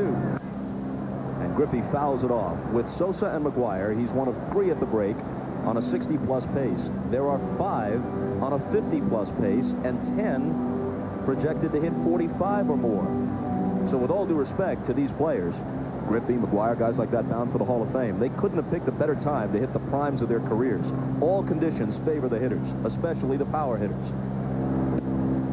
2 and 2. Conditions now, it seems to me, are making average hitters good, good hitters great, and great hitters historic. Well, you have to remember, I think that's a very good explanation there of the situation, because you know Griffey, McGuire, these guys are all great home run hitters anyway, and the conditions this year are really helping them a little bit more. And now full count. And even for Glavine, the master nibbler, no margin for error. And this is why Griffey handles left-handed pitchers so well. He was behind 0-2 in the count, and he has failed to bite on pitches just off the plate or just out of the strike zone.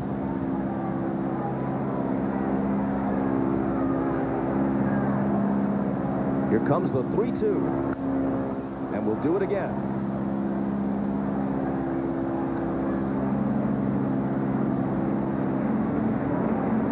If more than one guy surpasses Maris, does it diminish the achievement?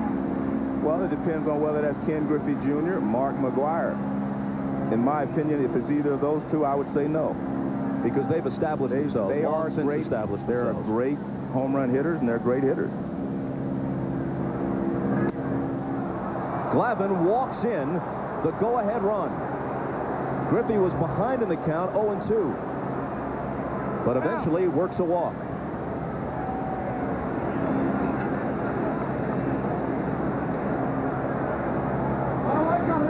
So Ripken, who doubled 2 home, eventually scores the 3rd run. Bases remain loaded with 1 out. And Leland decides that Glavine is finished. He wants Brown. We'll step aside and come back to Coors Field after this. Kevin Brown, who helped Jim Leland win the pennant and World Series last year with the Marlins, comes in. Leland hopeful that that heavy sinker might induce Juan Gonzalez to beat one on the ground and they can get a double play and get out of this inning.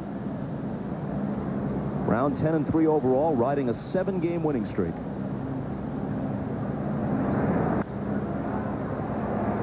And Kevin Brown's not just a sinker ball pitcher, he is also a strikeout pitcher. He throws a heavy sinker and a hard slider, so he's capable of striking Gonzalez out as well. Easley at third, Alomar at second, Griffey at first. 3 runs home in the top of the 4th. 3-2 American League, and looking for more. And Gonzalez hits one in the air to center field. Walker has it lined up as Easley tags. He sprints for home. The throw is to third. 4-2 American League.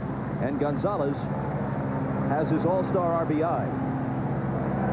There have been 7 men aboard in the 3 at-bats for Gonzalez. And now he knocks one of them home.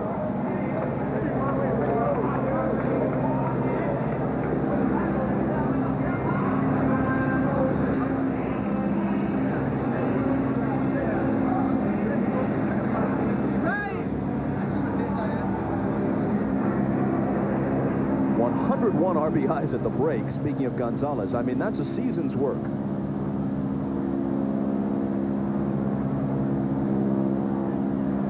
Tommy, the 9th man to bat. Big cut, and he fouls it to the screen.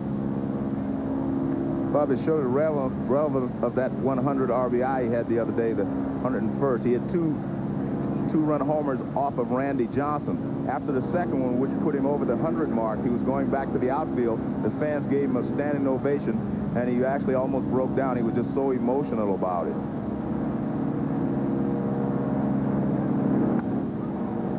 A ball and a strike to Tomey. Kevin Brown was the winning pitcher in the 1992 All-Star game as a member of the Texas Rangers. This is his 4th time as an All-Star and 3rd time in a row. Ahead of Tomey, 1-2.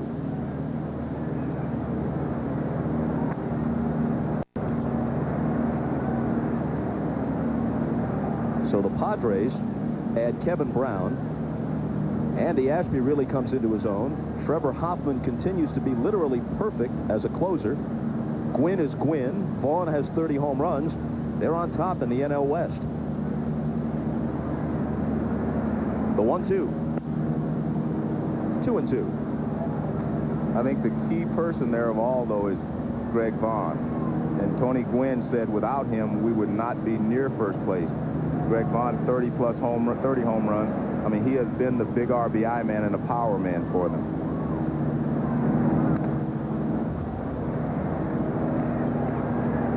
Have you ever seen Jim Tomey take a weak cut? No, that's a good point.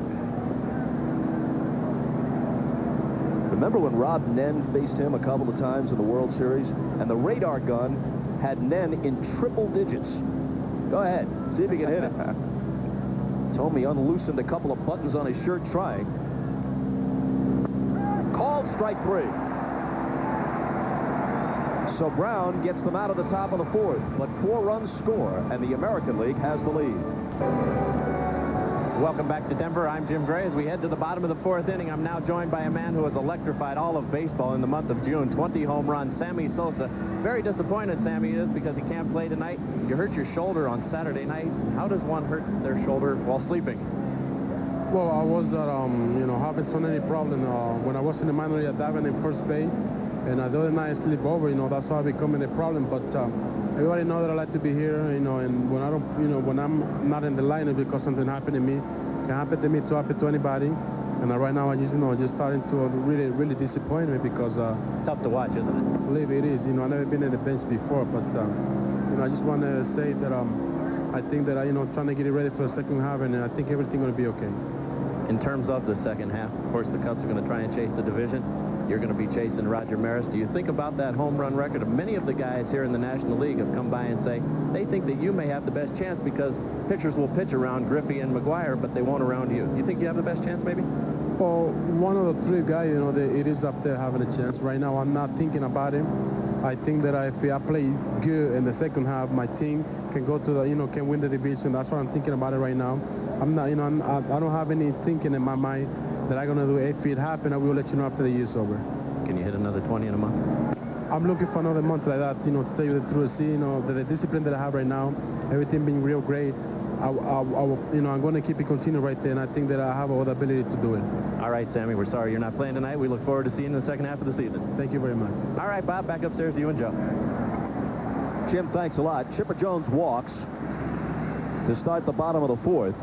And believe me, Sammy Sosa, if you do it, you won't have to let us know. The whole world will know. Let's take a look at the pace. Keep in mind, July and August were big home run months. for Roger Maris, just as September was the huge month in 1927 for Babe Ruth when he hit 60. So when you compare the paces, you have to take that into account. Griffey hit 56 a year ago for the Mariners.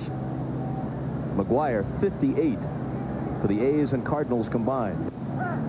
A strike to Piazza. Brad Radke of the Twins, 20-game winner a year ago, 9-6 this year. First time as an All-Star, is the new pitcher for the American League as we go to the bottom of the fourth. Piazza popped out in his only at-bat so far. The big difference, even with all due respect to Griffey, when you look at McGuire, he is the guy doing things now least out of the ordinary for him.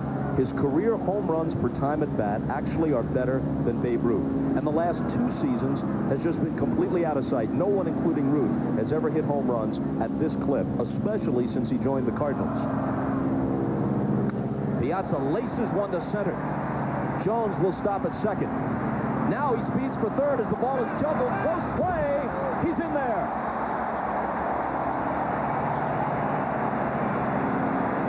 Well, Ken Griffey Jr. doesn't misplay many. Had he come up with that one cleanly, Jones was going to be content to stop at second. A great hustle here by Jones. He never slows down his momentum. He slows down. He doesn't stop his momentum. He sees the break from Griffey. He goes, and Griffey just barely misses him at third base. Griffey comes up, and he has a very accurate and strong arm. He throws it right on the money.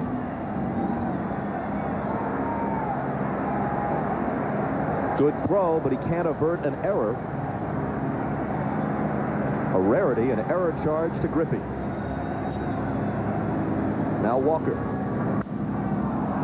Hops it wide of third. Ripken over for a look. It's out of play. Bob, I want to make one point on that home run chase, and that is that last year, the second half, McGuire hit 27. Griffey hit 26.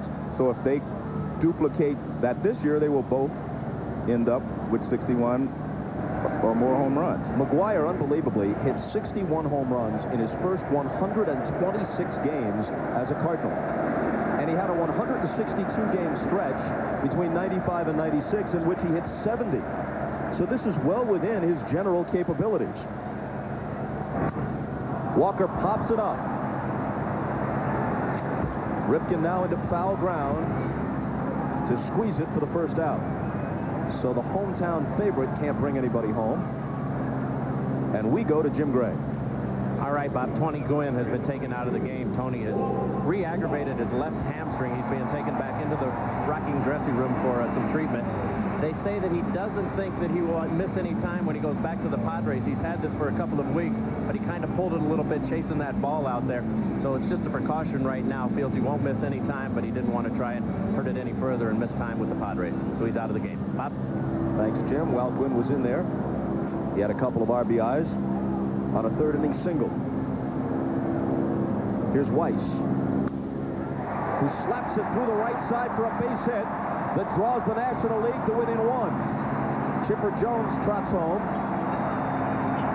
Piazza stops at second.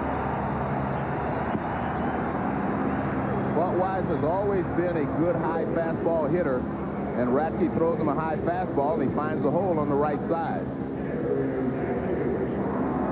High fastball, and he rips it in the right field for a base hit. You see that he's a good fastball hitter and a high fastball hitter by the way he holds his hands, and he never drops them. He can get up on top of that fastball. Now Gary Sheffield comes off the National League bench to pinch hit.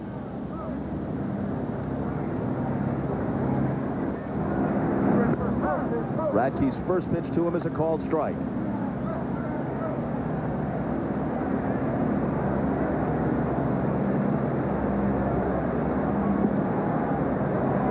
Sheffield from the Marlins to the Dodgers as part of the Piazza deal. Radke steps off.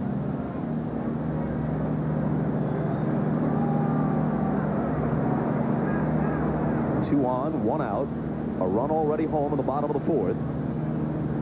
4-3 American League.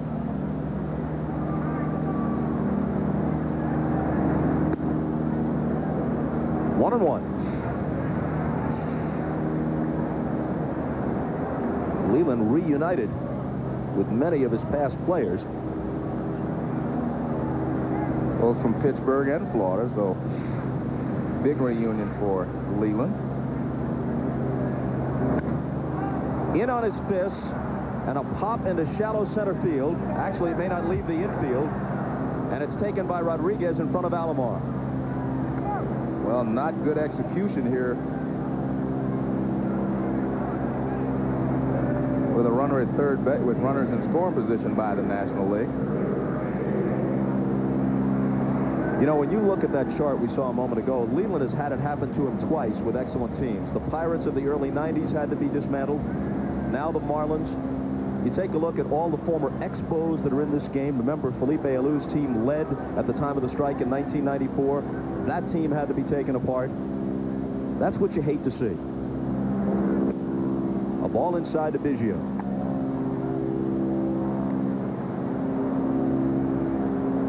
Larry Walker, John Wetland, Moises Alou, and Pedro Martinez, all members of the 94 Expos, who are all-stars in different uniforms tonight.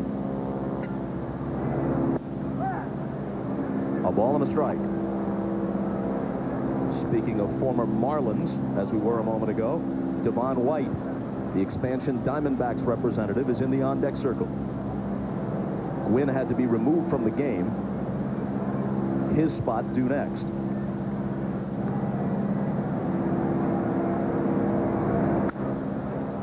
That's out of play.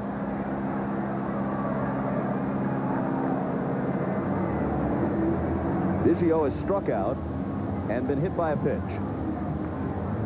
He has the second longest consecutive game streak to Ripken, but a very distant second. He's played in 468 in a row. Ripken has played in 438 straight since he passed Gehrig. But a lot of people are saying it's time for him to take a rest. Are you one of them? Uke. Can't bail you out. 2-2. That's a good question. I mean, I think we've gone to a point now, Bob, where only Ripken will be able to make that decision. No one else will pull him out.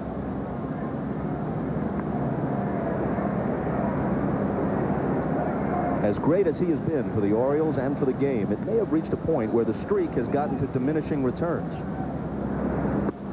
Anybody can benefit from the occasional rest, even baseball's greatest Iron Man, and perhaps its greatest image.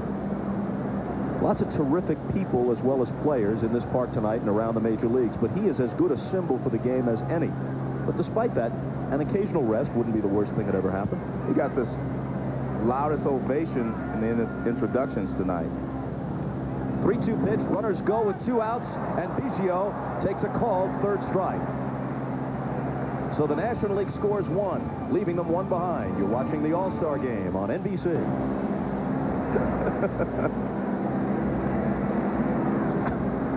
But we wish Bud Selig well as he becomes the permanent commissioner. The new pitcher is Andy Ashby, facing Alex Rodriguez. Fastball for a strike. Devon White replaces Tony Gwynn in the batting order and Larry Walker in center. White, a Gold Glove quality outfielder, and Walker moves back to his normal position, right field.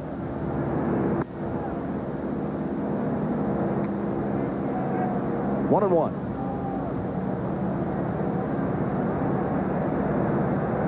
Rodriguez has struck out and singled. A-Rod lifts one to right center. Remember this ballpark and how the ball carries. Goodbye.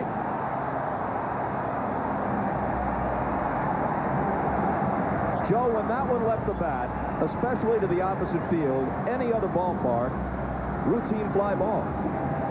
Well, they've done a study, Bob, that says that the ball travels 7% farther here than any place else. So if a ball is hit 400 feet, it will go 428 feet here. And that's enough usually to get you out of the ballpark. Again, you're right. He didn't think he hit it that well, but immediately Larry Walker took off for the wall. He knew it was going out of here. But this is a good hitter's ballpark. So a rude how do you do for Andy Ashby. The American Leaguers now lead 5-3. Ashby pitched on Sunday in San Diego and beat the Rockies on a 75-pitch complete game. He says he would have thrown on the second day after start anyway, and he'll just work one inning tonight, so no problem for Jim Leyland to call on it.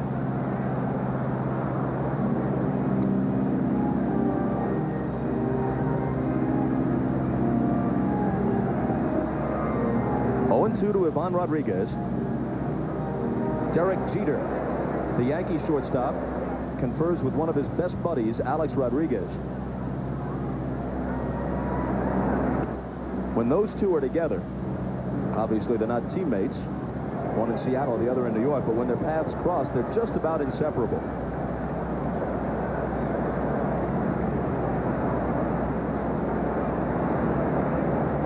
Here's the 1-2 pitch. 2-2 for years and years, and rightly so. It was Ripken at shortstop for the American League. Now he's moved to third base. And you've got A-Rod and Derek Jeter and Nomar Garciaparra, last year's Rookie of the Year. There wasn't room for him on this year's squad. And you've got Omar Vizquel with the 5 Gold Gloves and headed for 6, who is an all-star this year from the Indians. A wealth of talent at the shortstop position.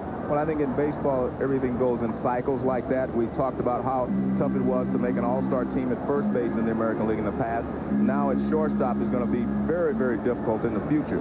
And the only true natural shortstop, I guess, of the group is Omar Vizquel. He is a defensive specialist that also hits well. The other ones are just great offensive players. Fastball high, full count to Rodriguez. Alex Rodriguez began the inning with a home run. 5-3 American League. We're in the 5th.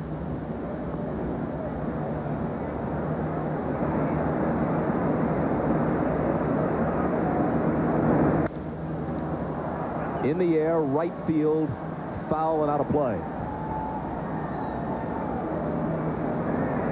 Andy Ashby is having the year of his life as he faces Ivan Rodriguez here in the 5th. He's 11-5. His ERA is 2.5. He's already thrown 5 complete games, and he really credits the Padres pitching coach, the former A's All-Star Dave Stewart, for turning him around. Walker toward the line and right. Not quite to the track.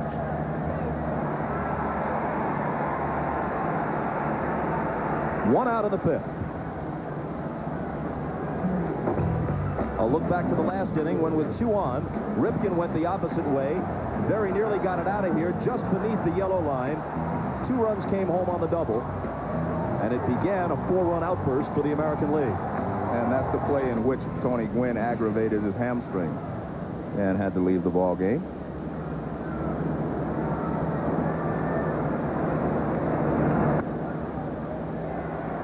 Bob, over the last couple of years, you know, there have been a lot of times when people call for Cal Ripken Jr. to sit down when he was in a slump, but he always seemed to come out of it and end up with good numbers. This year he's at 258, 7 homers, 36 RBIs.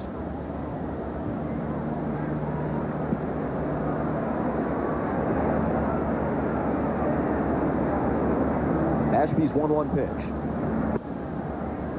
Even at the peak of his career, and he was twice the American League's most valuable player, and he's been an all-star every year since 1983. Even at his peak, he was kind of a streaky hitter. He'd go through tremendous hot streaks and then slump for a while. Exactly, and that's still the way he is this late in his career. Hit hard to short.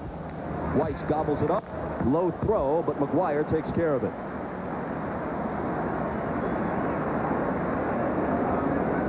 So with 2 out now, we remind you that the aerial shots are brought to you by the Pepsi Aerial Cam, the choice of Major League Baseball, both the cam and the drink. Odds-on favorite to be the American League Rookie of the Year, the Oakland A's representative, Ben Greaves, steps in.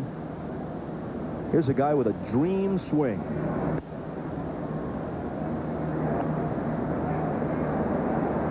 And dream numbers for a rookie.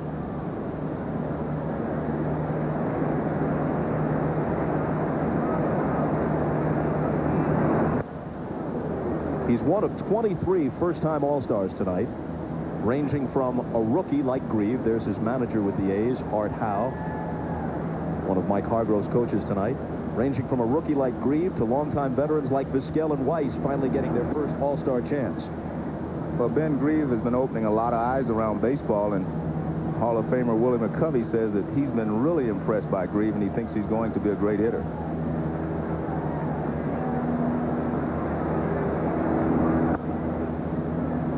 Three balls and a strike.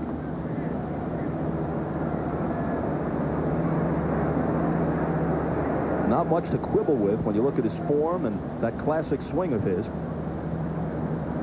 It's out of a slightly open stance, as you see, and draws a 2-out walk.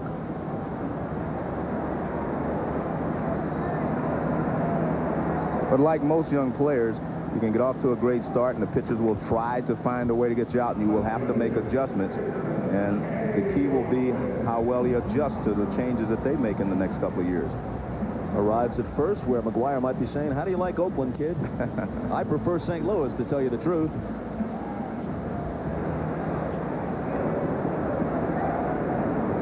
Lofton has singled, walked, and bounced to the mound.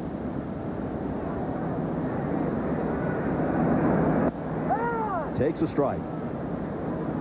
As great as Mark McGuire's numbers were, including a 50 home run season and a 49 in Oakland, once he got to St. Louis, man, it was like he went into another galaxy.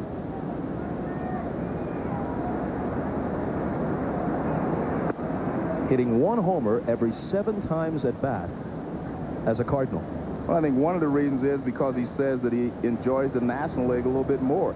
There's a flow to the game, he says, and in the American League there wasn't that flow, and he can stay grooved and stay in the ball game. Biggio has it. The flip to Weiss to force Grieve, and that ends the American League first. The homer by Alex Rodriguez gives them a 5-3 lead. New pitcher for the American League, Mike Hargrove, goes to one of his Indians. Terrific young right-hander, Bartolo Colon. New shortstop, Alex Rodriguez, after hitting the homer, is done, replaced by the Yankees' Derek Jeter.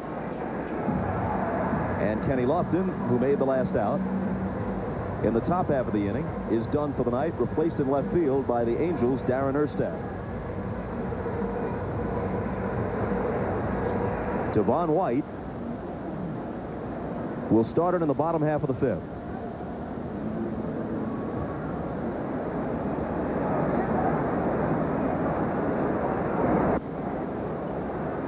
They check at third base. No, says Rick Reed of the American League. Bob, one of the reasons the Indians think they have a chance against the Yankees this season is because of pitchers like Colon and Wright. The hard throwers are the ones that the Yankees seem to have more trouble with. And they've got these two young, hard-throwing right-handers, and Jared Wright was the culprit last year when the Indians defeated the Yankees. Well, as good as the Yankees have been, on pace to win more than 120 games this year for Joe Torre. Remember, the first round is just best out of 5, no matter who you draw. And when you play a superior team, the shorter the series, the better the chance for an upset. You know, if your ace goes out there and pitches a good game in game 1, you force them now to beat you 3 out of 4. That's a tough task for any team. The Yankees are playing .750 baseball. That means winning 3 out of 4. That's not easy to do. White whistles one into left center field. That one gets down and heads for the wall with Griffey in pursuit. White still runs well. Around second, thinking about a triple. And he is in there.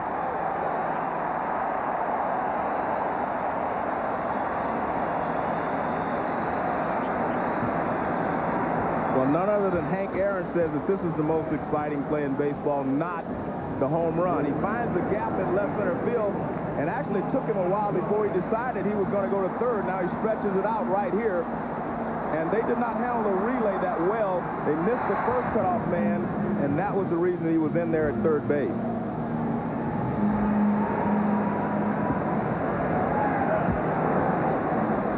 Now Mark McGuire is the tying run at the plate.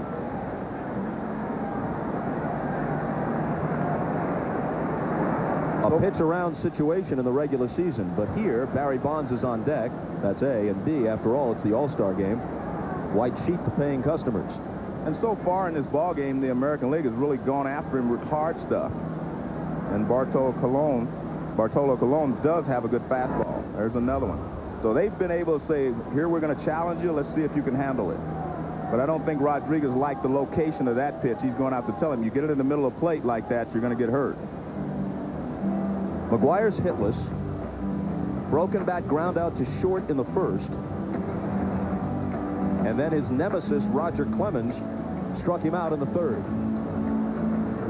And you can see basically he's made outs on fastballs. And Colon threw that one, but he got it into the middle of the plate. And Rodriguez says, you can't throw it there.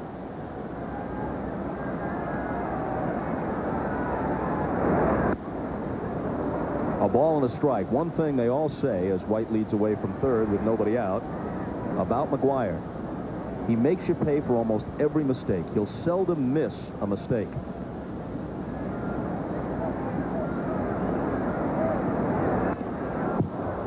Colon gets ahead of him 1-2. One of the factors as we look toward the second half, how many pitches will he get to hit? He's already been walked intentionally 16 times, including once in the 9th inning in Cincinnati on Saturday with the score tied and nobody on base and 2 out. Roger Maris, with Mantle batting behind him, didn't receive a single intentional walk in 1961.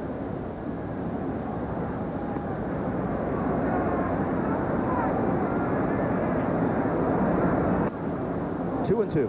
Not a good way of looking at it, but one thing that may help McGuire and Griffey Jr. is that their teams are not playing that well right now. For instance, last week McGuire team was trailing 6-0 and they pitched to him and he hit a home run. Now if the score would have been tied, they would not have pitched to him. So that's one thing to take into consideration the second half.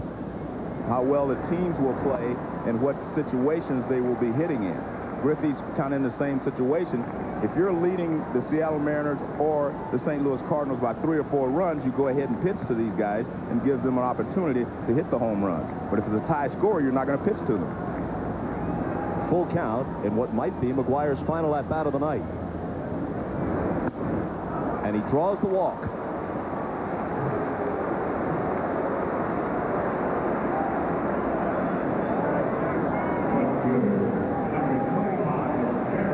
Remember Roger Maris and Babe Ruth, their teams won 100+ ball games. And now look at the situations now. You have players who are on teams who are going to be pitched to in a lot more situations than they would be if it was a tie ball game. Of the 3 top guys this year, only Sosa's Cubs are over 500. Bonds has walked and flied to deep left.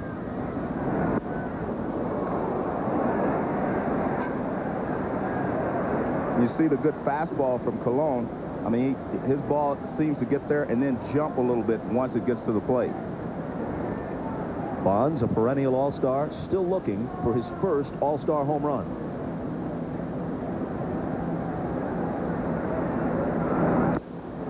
Oh, 2.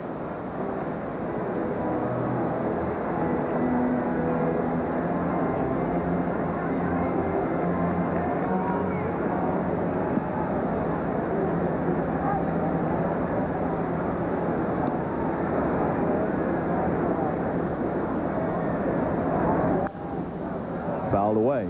Bartolo Colon, at age 23, has an ERA of 2.46. Now that's good in any era, very good. But when you consider how high offense is all around baseball, what the average runs scored per game are, in that context, ERAs like these are even more impressive. Much more impressive. Because usually you give up home runs, one swing of bat puts a run on the board. Bonds lays off.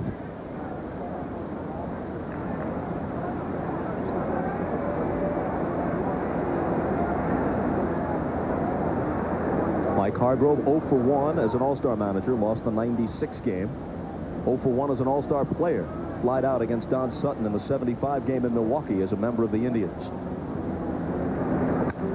Bonds goes the opposite way down the line and foul in the corner. That shows you how good a hitter's park this is. That was just a line drive the other way, and it hits the wall down the left field line. Fastball up and away from Barry. He goes the other way with it, and it's a line drive that goes all the way to the wall.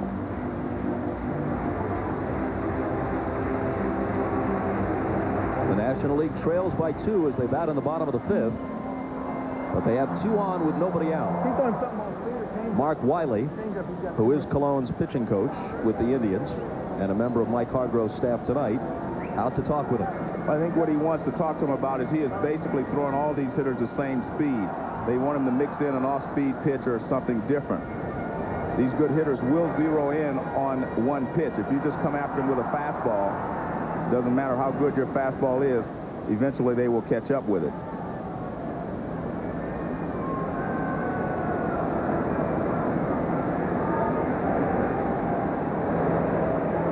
Rolando Araujo, Cuban defector, warming up. Bonds takes it low.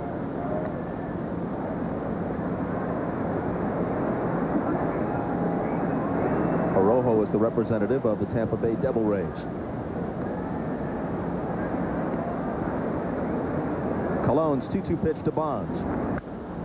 Again, he goes the opposite way. Erstad over for a look. And into foul ground.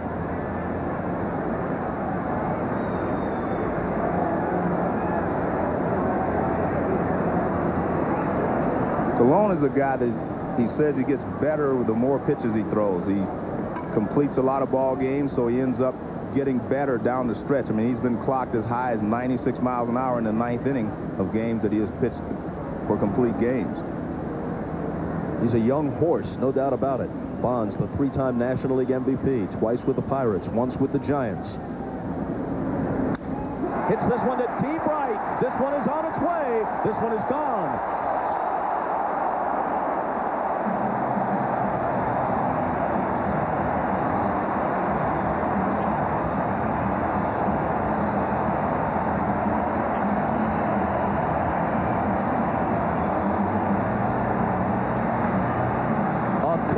Shot. Bonds' first ever in the All-Star game, turns a 5-3 deficit into a 6-5 National League lead. Well, they threw him a lot of fastballs, and now they try the changeup. Not a good choice. He was late on the fastball, so he comes with a changeup, and Bonds is right on it. When a guy is that late on your fastball, you do him a favor when you throw him a changeup, and that's exactly what Cologne does here, and Barry Bonds right on time in the upper deck.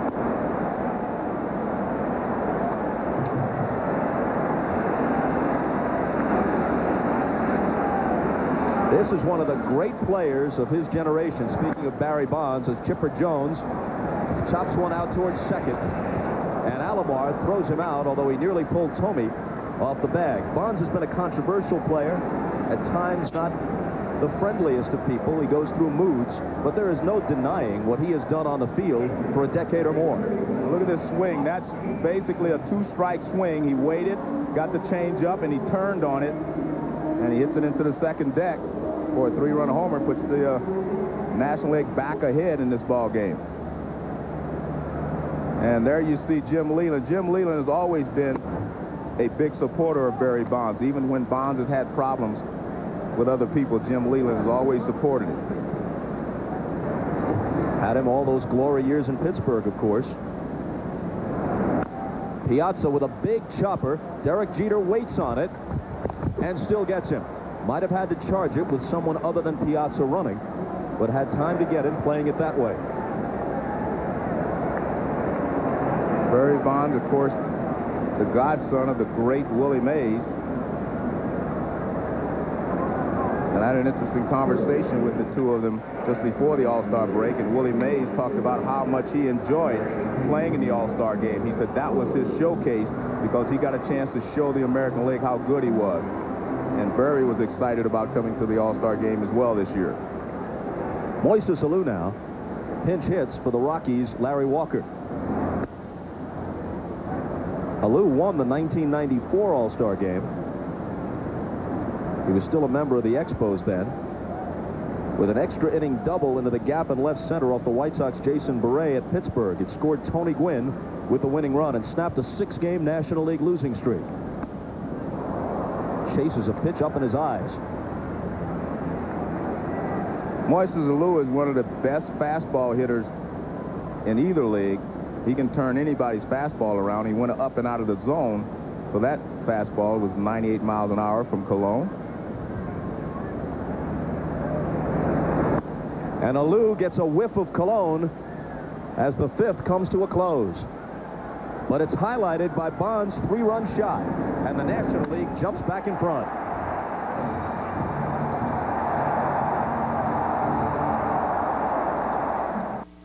You are watching the 1998 Major League Baseball All-Star Game on NBC Sports.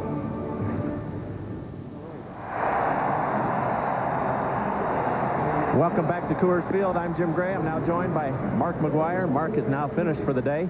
Scored a run. Mark, you get a day off now and it all starts up again. How are you going to handle this second half with everybody and the questions and so forth? Well, same way I handled the first half. I think when I came out and said that I'm going to do the media stuff before a series on the road, I think that's the most sensible thing. You know, it's just, you know, I can't let anything affect the way I'm going to play the game, you know, and that's why I'm here. I'm here to play the game of baseball. If home runs happen, they happen. You know, there's not a little knob on that. The bat says, oh, I'm going to hit a home run. This is bat. You know, I work hard at what I do, and I got a lot of hard work in the second half. What's it like for you when an entire stadium or television audience is watching, expecting you to hit a home run? Do you become disappointed when you don't? No, because I'm realistic about things. I can't do it every at bat. I can't do it every day. I can't do it every week. It just happens. You go in streaks where you're going to hit some, you get in a nice groove, and then you go in streaks where you know, hit one every week or so. But you know, I just got to work hard at what I do. Do you think about the pressure? Of course, we've heard about Maris and losing the hair, and of course what Hank Aaron went through. Do you think about the pressure, or is it just much too soon at this point? I think it's much too soon. My goal is to finish the season with having red on my goatee. Not if this is all great, then I think maybe the stress and the pressures hit me. Are you having fun with this? Oh yeah, I always have fun. This is a great game of baseball. Look at all the fans out here. I know we, the players, thank the fans for coming back, and you know what we did in '94 scarred the game, and I think right now it's on an upswing, and there's some great talent in the major leagues right now, and I'm just glad that everybody's coming out to watch us. If in fact one of you does break the record, whose chances would you like? Yours, Sosa's, Griffey's? How would you handicap this if you were just an average guy sitting at home watching and taking this all in? Honestly, dead even. I'd do dead even because it's, you know, you just don't know what's going to happen, you know, how they're going to pitch you, what teams in the pennant race, and what teams you're playing in the second half that are in the pennant race. There's a lot of things that happen, and they're great talent, and I'm just glad I'm in the class with them. Mark, good luck to you in the second half. Everybody will be watching. Thanks, Jim. It's been a pleasure to deal with. Okay, thank you. All right, back upstairs to you, Bob and Joe. Well, he's too modest to say it, Joe, but I think if we had to handicap it, we'd make McGuire the favorite. Well, he is a more natural home run hitter, although you must admit that Ken Griffey Jr. is the younger of the two. And this is Griffey fouling it back. Alomar, who just had the infield hit to open the 6th, was running on the pitch. And I think Griffey has not had a hot streak so far this season. He's just been pretty consistent as far as hitting home runs. And the last couple of weeks, he has really been swinging the bat well. And I wouldn't be surprised if he was to overtake McGuire in the next couple of weeks. Not that McGuire's going to slow down. I just think Griffey's going to get hot. Griffey 1 for 2 with a bases-loaded walk thrown in tonight. Shatters his bat. Little roller. Doesn't look like there's a play. Galarraga, the new first baseman, and one of the best in the game defensively, had no chance at Alomar at second base, and had come off the bag, and nobody was going to get Griffey sprinting for first. Well, this bat is just shattered. Way in on his fist. He grounds it just wide of the pitcher's mound. And Galarraga tries to go to second base. That's the only place he could have gone. See this bat? Look at the bat fly out there. Galarraga has to wait for the bat to land before he can go get it. And then he only has one play because Griffey was going to be the only player at first base. So while all this was going on, let's check some of the changes for you. This is not one of them. Juan Gonzalez, for his 4th plate appearance, 0 for 2 with a sacrifice fly. Again, he bats in an RBI situation. Cuts and misses on the pitch from Huguet Urbina, the Venezuelan, who is the Expos representative. He's 4 and 2. Look at that ERA. Plus 20 saves, and save opportunities aren't that plentiful when you pitch for the Expos. You're right. He's done a great job so far. Maybe this is a year for Gonzalez. Seems like every time he comes at bat, he has someone in scoring position. He's behind in the count, 0-2. Defensive changes for the National League.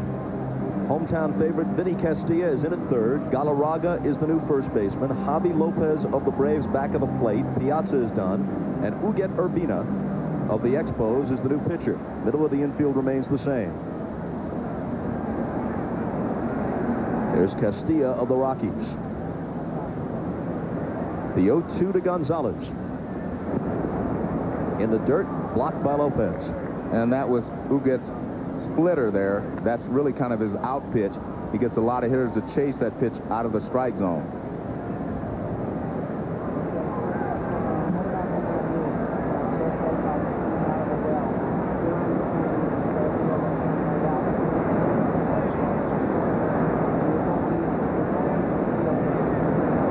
Infield singles by Alomar and Griffey. Put runners at first and second with nobody out. And Gonzalez goes fishing and fans. He has left about a month's quota of base runners for him tonight.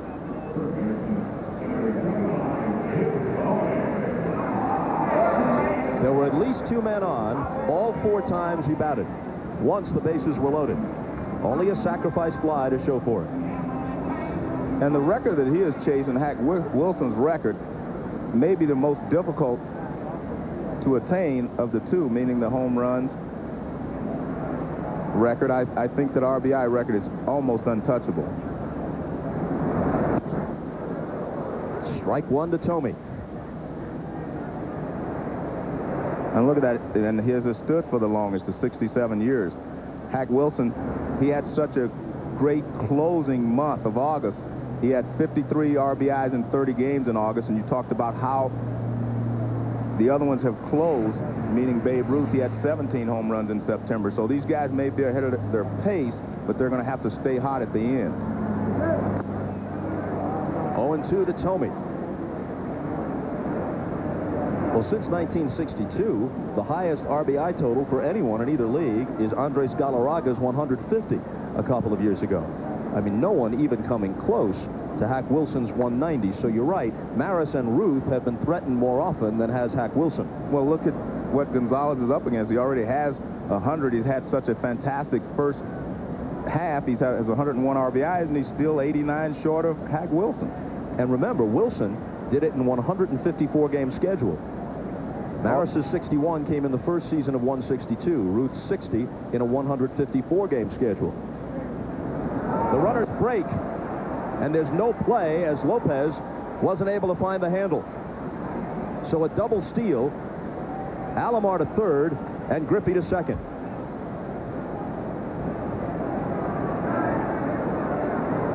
Leaving Tomey in a spot where a single could give the American League the lead back. Well, Huguet didn't look back at second base, so they just took off, and that's just a tough play for Lopez. No chance for him to field that ball and make a throw to third. His intentions were to block it, but he was able to catch it and keep it in front of him. Now Urbina, ahead on the count, 1-2, could really use a strikeout. Second and third, 1 out. Check swing foul. The one thing about Huguet is he keeps that splitter down, as you noticed. He doesn't get it up in the strike zone. Hitters will chase that pitch more often when it's down. Here's a note of interest for our old colleague Bob Uecker. Huguet Urbina is the only major leaguer ever with the initials UU. And his brothers are Ulysses Utah Urbina and Omer Ulysses Urbina. Huguet's middle name is Urtain. They're all triple U's. The significance of that escapes me. And now the 1-2 pitch. Tries to throw a fastball by Tomey, and he gets a piece of it to stay there. After 3 or 4 splitters, he comes with a fastball, and Tomey gets a small piece of it to stay alive. Lopez could not hold on to it. Derek Jeter, awaiting his first turn at bat tonight, is on deck. Another 1-2 pitch. Down and in, 2-2. Top of the 6th, 6-5 National League. Runners at second and third with 1 out for the American League. 2 speedy runners on the pads.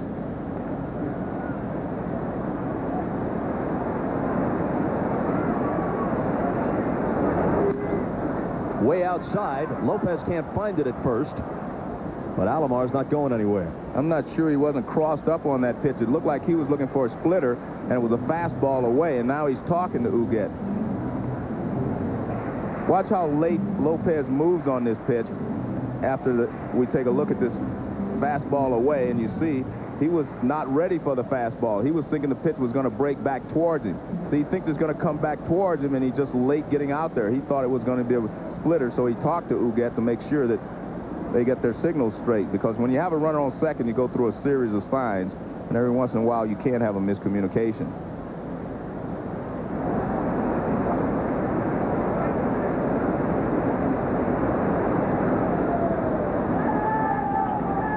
Here's the 3-2. Walked him.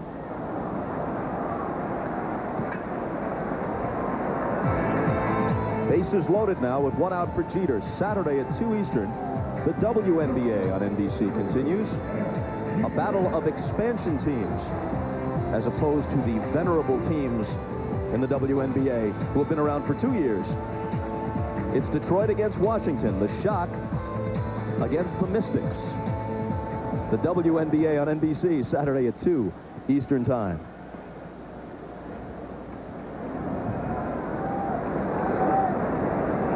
Jeter for his first at-bat. Big spot for him. Fouls it off. Jeter is a guy that goes up there swinging. He does not take very many pitches. He's a hacker.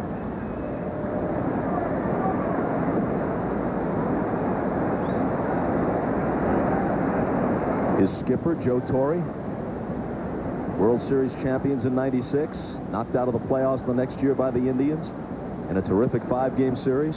Back on top this year at the break. Called strike, quickly 0-2.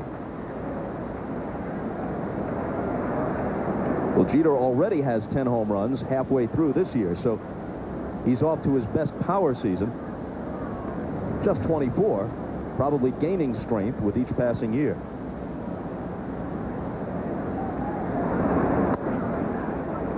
One and two. Bob, Jeter and some of the other young stars, I think, are the reason that baseball is bouncing back, because they're held in such high esteem by the fans.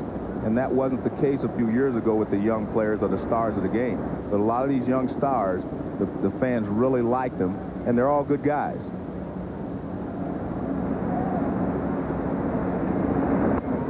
Two and two. Just the shortstop position in the American League. It's a demonstration of that. Jeter, Rodriguez, Nomar Garciaparra, who had to be left off this year. There's no nicer guy in all of sports than Omar Vizquel of the Indians. That's the kind of image the game wants to have. And in truth, if you could meet every big league ball player, the vast majority of them would be a lot closer to that than to the negative stereotype. A full count. It pops away from Lopez. A run scores. Alomar comes across. Griffey to third. Tomey to second. And the game tied at 6. Lopez really having trouble catching the unfamiliar Urbina. Well, maybe it wasn't a cross-up 2 pitches ago.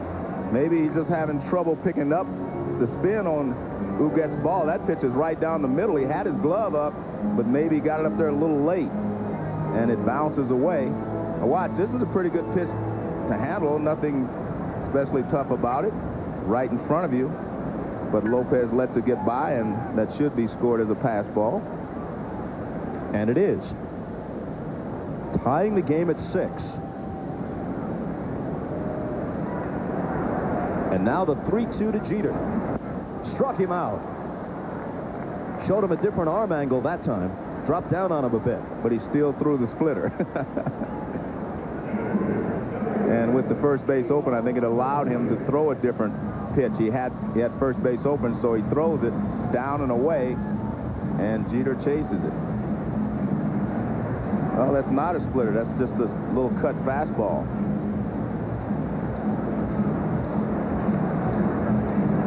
Well, he needed a strikeout in that spot and got it. Now he faces Ivan Rodriguez. who has a pair of singles and is fly to right.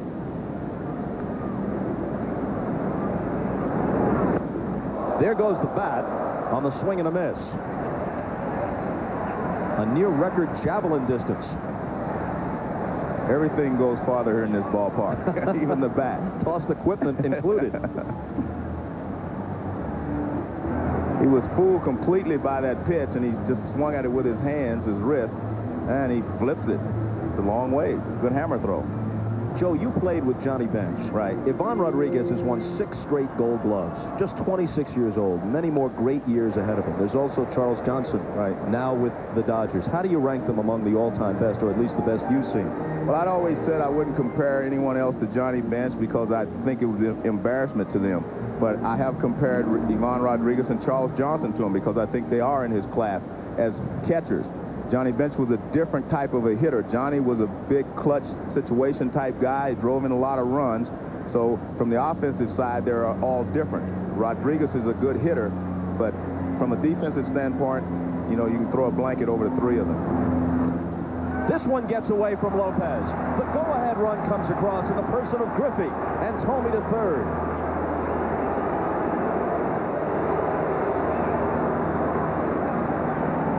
That one's a wild pitch. The earlier one, a pass ball. But it's still something that I thought Lopez should have blocked. It is a wild pitch. See, it's a wild pitch. He tries to block it. He gets over in front of it. It goes off the heel of his glove and bounces away. If it would have bounced up in his chest, he would have kept it in front of him. See, he's trying to get his body over there, but he's a little late. And that's why that ball bounces away from him. He actually seems to be reacting a little late to who gets ball, and I think it may be because he's not picking it up as well out of his hand. Now the 1-1 pitch. Outside and low, 2-1. This is a game filled with sluggers, but this inning, as we look at your former teammate, Hall of Famer Johnny Bench, this inning, a nightmare for the National League. A pair of infield singles, a walk, a pass ball, and a wild pitch as they relinquish the lead. 2-2. Shocked to see John here. He didn't call me for any tickets. He's got pull. He doesn't need your help. Look at that hat, man. I think he's ready for the golf course. He's probably headed up to Tahoe to play in the golf tournament this weekend. Rodriguez, as we said, just in his mid-20s, he has a chance to catch up with Johnny Bench.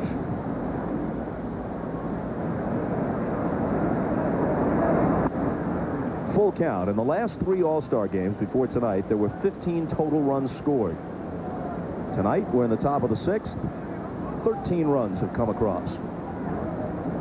This ballpark, as you mentioned at the open, and another one will trot home. Thome comes in on Rodriguez's 3rd hit of the night. It's 8-6 American League. Big night for the Rangers catcher. Well, Rodriguez is hitting .350 during the regular season, and the reason he's able to handle any type of pitch is because he doesn't pull off anything. He stays right there, lines the ball to left field, because his first idea is to go to right field, and you throw him anything off speed, and he'll pull it, and that's what happens here. And he rips that single to left field. Ripken's 1 for 3. Rodriguez takes off on the first pitch, and Lopez won't throw. And he stole that base on Uget, as they did the other one. He is not checking the runners well. He's not stopping them. And here's Rodriguez, a catcher who just takes off. He takes off right away, and he got a good jump and no chance for Lopez to throw him out.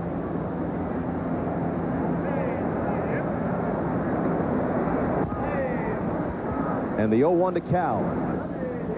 This one's in the dirt. Lopez ought to get combat pay for this half inning. Well, we talked about how Uget keeps the ball down. Well, tonight he's been keeping it rather low in front of Lopez. He blocks that one. Mike Piazza in the dugout saying to himself, they got me out of there just in time. Here's the 1-1. In the air to right. Sprinting over is Alou into foul ground, diving, but can't quite make the play. Fans appreciate the effort. Well, this is one of the things I think the players have really done since coming back from the strike in '94. They have played hard. They have showed the fans that they all still love the game, and I think the fans are starting to respond. 1-2 to Ripken, who's 1 for 3, but the one hit, a double to right that scored 2.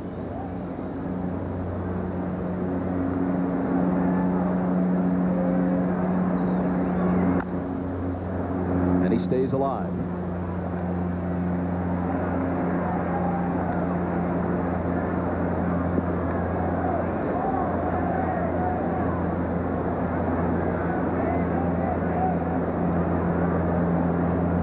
They're scoring runs, Bob, but not hitting home runs as we anticipated. But we're only in the 6th inning. Well, there have been a couple. Yeah, Rodriguez and Alex Rodriguez for the American League, and Bonds the big 3-run shot for the National League.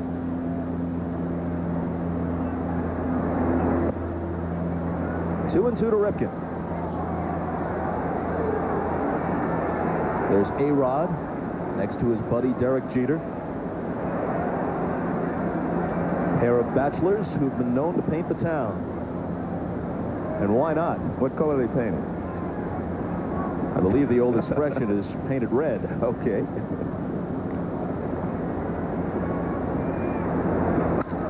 A bouncing ball to second. Biggio backs up from the outfield grass. He finally puts an end to a 3-run American League 6th. Javi Lopez saying anybody but Urbina when I go back out there next time. Keith Olbermann back at the All-Star game with Ken Griffey, whose night is over. And does this experience invigorate you? Does this make a lift in the middle of your season to be here with your friends and all the rivals on the National League team? Well, it's an opportunity to trade stories. You know, trade stories with Barry, see how the family doing, and everybody else. You know, Larry.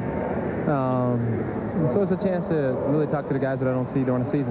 Now, you know, everybody here predicted this would be another home run hitting contest. We got, you know, 18 hits so far and 14 runs, but only 4 extra base hits. So it's not the home run hitting contest. This is good hitting on both sides. Well, you've got some great pitchers that are on the mound, and when you got great pitching, the ball doesn't fly as far. It doesn't? Yeah, no matter where you're playing. Yeah, I have to ask because everybody else has. Are you tired already of the home run talk? I don't worry about it. Just, you know, whatever happens, happens. I'm not in a position to say anything. I mean, we're still, you know, 24, 25 away to even catching it. So, you know, it's a long season. All right, your night is over. We thank you for taking the last minutes here to join us, Ken. No problem. See you later. Good enough. Ken Griffey Jr. Bob, back to you. Ken, a mellow man. Yeah, no problem. Walt Weiss to lead it off, bottom of the 6th. Against Tampa Bay's Rolando Araujo. Technically a Major League rookie, but he'll be 30 in less than 2 weeks. And for a decade, he was a member of that terrific Cuban national team. Weiss lifts one into center field. Darren Erstad, who's moved from left to center, makes the catch. So Araujo on the mound is about as experienced as a rookie can be, and he's 10-5 for an expansion team. Changes everywhere. Brocious of the Yankees at third base, O'Neill of the Yankees in left field, Palmeiro of the Orioles in at first base, Erstad from left to center, Manny Ramirez of the Indians in right field. If you're scoring at home, stop.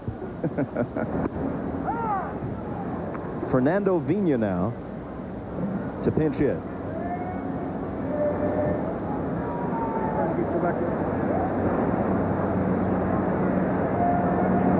From the Brewers, who were once in the American League and now find themselves in the National.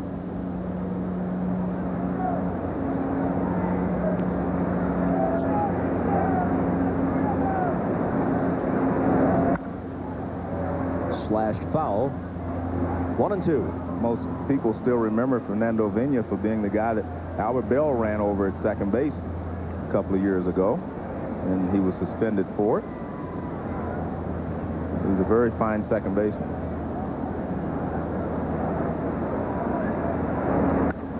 One-two pitch, line toward the gap in left center field. In there for a hit. O'Neill cuts it off. Wide turn for Phenia and a one-out single.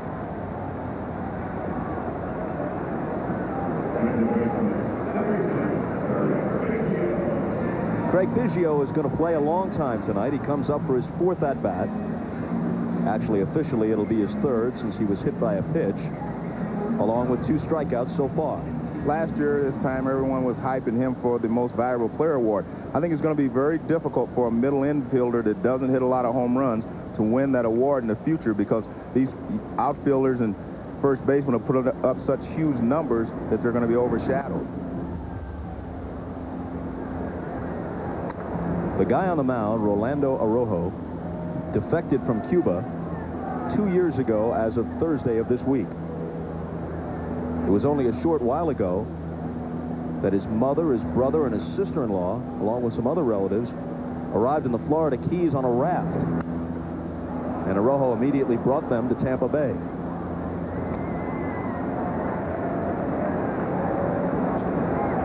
At the major league level, I guess with the possible exception of hockey, where you have so many Europeans and Russians, Canadians and Americans as well, there really is no sport that is as international as baseball is now.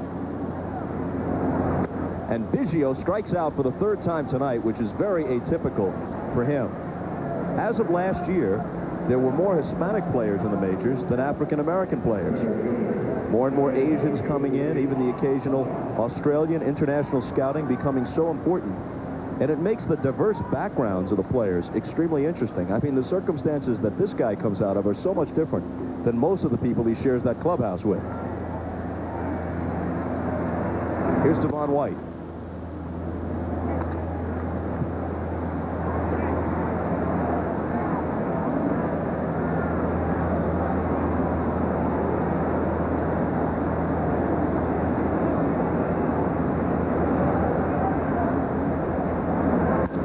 A liner to center, and White is 2 for 2. He had tripled earlier.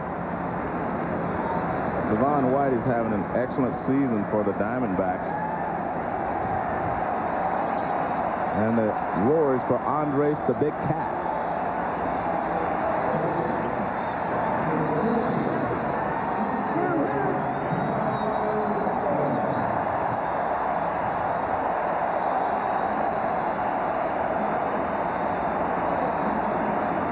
Still immensely popular here, as you can see, and has had some amazing achievements that basically, at least on a national level, have been overshadowed the last few years. In 1973, he won the batting title at .370 for the Rockies, last man in the National League other than Tony Gwynn to do it, and 2 years ago he knocked home 150. This ball is well hit to center. Erstad going back. Not quite to the track, now backs up to the wall as it continues to carry before he puts it away. They leave a couple, and we're back after these words from your local station. You know, this can't be an extra inning game because I ain't got the players. We'll do like spring training. That's it, yeah, that's it. Ed Montague reassuring Mike Hargrove will play by spring training rules. These are National League now rather than American League changes we're looking at. Trevor Hoffman, who has been perfect, 25 of 25 save opportunities this year for the Padres, is in there. Scott Brocious leads off against him for the American League. Edgar Renteria replaces Weiss at shortstop, the lone Marlin representative. New second baseman is the Brewers' Fernando Phenia, and the left fielder is the Rockies' Dante Bichette.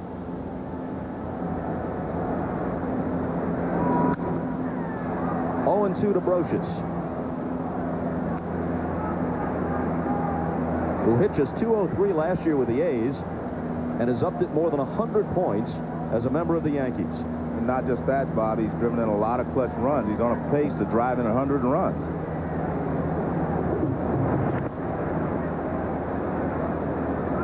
He replaced Ripken at third base, but he's hitting 9th in the order, and the pitcher's spot is now the 8th slot vacated by Ripken.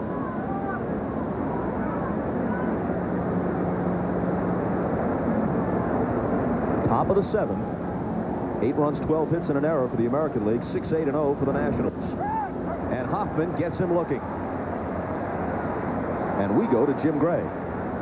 All right, thank you very much, Bob. I'm joined by Walt Weiss. One of the most touching and poignant scenes of the evening was his 3-year-old son, Brody, who had been infected with the E. coli bacteria infection back in Atlanta a couple of weeks ago, really was on the brink of fading away and almost losing him. Quite a moment for you when you waved. What went through you and you saw him up there? I mean, a ton of stuff. I mean, it'll probably take a while to be able to sit back and reflect when I get some quiet time, but it was special having him here. I mean, it was beyond expectations. We didn't think he'd be able to get here. You're an all-star, but you've certainly found out this month that baseball really hasn't meant a whole lot, has it? Yeah, I mean, my focus for the most part has been far removed from baseball or the all-star game, but you know, it looks like it'll be a happy ending. My boy's going to be fine, and this has been a great time here for all of us. Now, you've gotten a lot of wishes and good luck and prayers from throughout the country, and I know there's a special message that you want to say to everybody. You really haven't had much of an opportunity. Yeah, I mean, our whole family's just been blown away by the amount of people that have reached out to us, and it's really been uplifting for me, my wife, and Brody in particular. So just like to thank everybody. I mean, the words can't express. I just like to thank everybody for the way they've been concerned and been thinking about us all along. He's quite a young man, quite a fighter, Brody, isn't he? Yeah, he's the one that's most likely to get in trouble as we move along here. But you know, maybe that helped him come back, because as soon as he turned the corner on this thing, he came storming back. So maybe that helped. All right, Walt. Everybody's grateful for Brody's condition and happy that it's all worked out. Thanks a lot, Jim. All right, let's send it across the way now to Keith Oberman, who's with Cal Ripken. Well, actually, Jim, Cal Ripken is on his way up here from conversing with his teammates, and I don't think we're going to get him fast enough to... No, here he comes. Come on, we're on, Cal. It's the All-Star game. Everybody's a little bit looser. So you're going home a little early. That's a little odd. Well, I'm out of the game a little early, but I don't think I get to go home yet. Well, I mean, but you're out a little early. This is a significant event. Why? Because there are 3 third basemen on the American League lineup? That could be one of the reasons, yeah. Caliber of talent here, we're all interchangeable, I guess, or we're all replaceable. I don't know. Well, now, how about the ball in the 4th inning, the double that would have been a home run for another inch? Well, I was expecting the ball to kind of curve away, and maybe it's the light area here in Colorado. I'm not sure, but the ball just kind of stayed straight, and I was surprised it just stayed and hit the wall. I mean, it was good timing on my part, I think. I've got to ask, because Joe and Bob were talking about this earlier in the game and talking about the prospect of you resting at some point in the season, both of them saying that's your call, that's your decision, it's all up to you. So let me just put it out to you there. What are your thoughts on it? Well, I mean, you can really overanalyze and really evaluate the streak any way you want. But we sportscasters could do that? Well, I mean, fans, everybody can do that. But the basic thing, it's a very simple approach. I'm the everyday third baseman. I come to the ballpark to play every single day. And I just come out there to get the job done. Sometimes if your performance is down, I'd rather have people talk about your performance than actually just the streak, because taking a day off is not going to correct your performance. Actually working hard and correcting your hitting will correct your performance. So usually the streak talk comes up when I'm not quite hitting like I normally do, and that's where I am right now. It's just a management thing. Okay. Cal, thanks for stopping by. We appreciate it. Okay. Cal Ripken, back to you, Bob. Thank you, Keith. And Cal, Roberto Alomar, who is the only starter remaining in the game for either team. He's 2 for 3 with a walk tonight, with 2 out and nobody on the top of the 7th.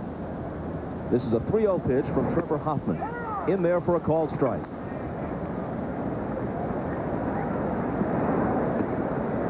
Hoffman has saved 52 of the last 53 games he's been called upon to close over the last couple of years. That's out of play.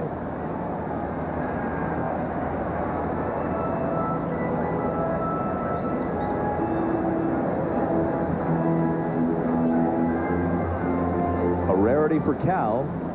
Not so much in an all-star game. This is the way they usually play it. He plays 6 or 7 innings and then comes out. But he gets to be a spectator while a game in which he was a participant goes on, and he gets to watch his teammate Roberto Alomar go deep. His 3rd hit of the night. This one for the distance. And the American League widens its lead. Well, I say it was only the 6th inning. We still may see some more home runs in this ballpark. Looked like a breaking ball from Hoffman. Now, that's a changeup. And that's been his money pitch lately, hasn't it? Yes, but he was a little bit out in front of him. He actually fools him a little bit, but he just gets good extension, extends the bat out over the plate, and pulls it down the line for a home run.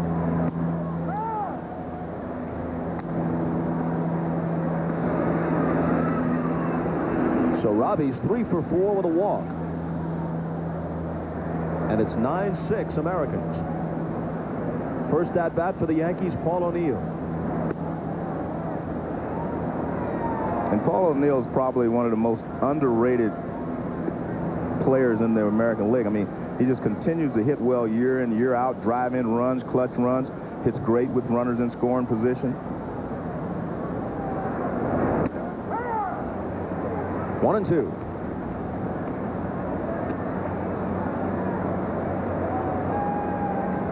O'Neill in the All-Star game for the 5th time in his career.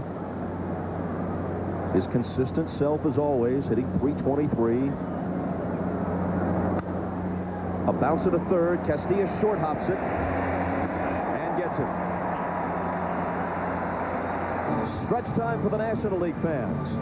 They're down by 3. 7th inning stretch time at Coors Field, and a perfect moment. How appropriate. Harry Carey singing "Take Me Out to the Ball Game" on the big board.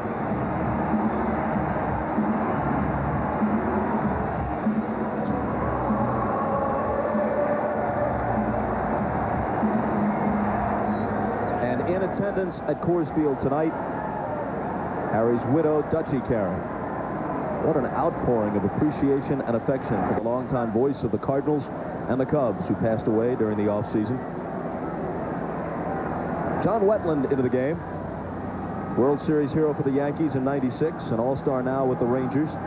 Dante Bichette of the Rockies bats for the first time and chops one towards short. Jeter gets it.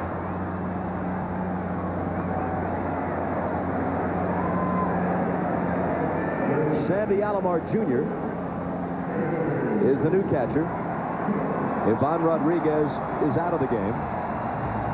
Roberto Alomar remains in the game, and he and his brother are on the field at the same time.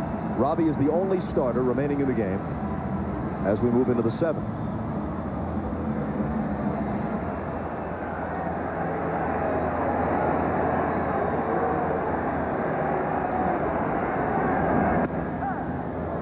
And a called strike to Vinny Castilla, whose nickname is Cuz, for my cousin Vinny.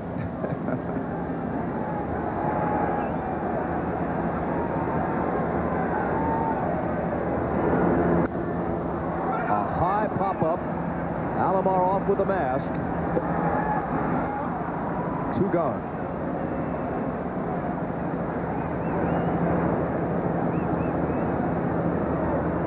Once again, the aerial shots brought to you by Pepsi, the choice of Major League Baseball.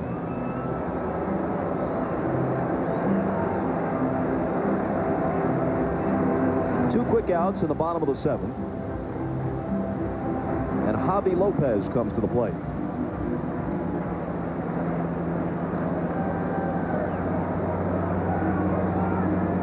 Big numbers again this year for the Braves. Cuts and misses.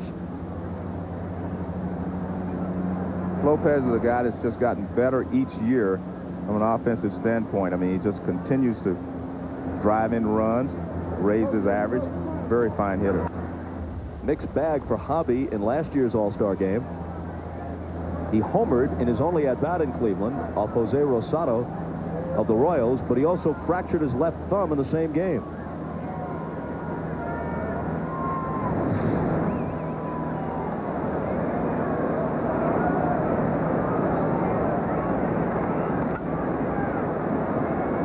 That homer was the NL's only run last year at Jacobs Field. They lost it 3-1. And he goes down swinging. Wetland comes in and restores some order, working a perfect 7th. 9-6 AL. We go back to the last of the 5th, and Barry Bonds really unloads. And look at this.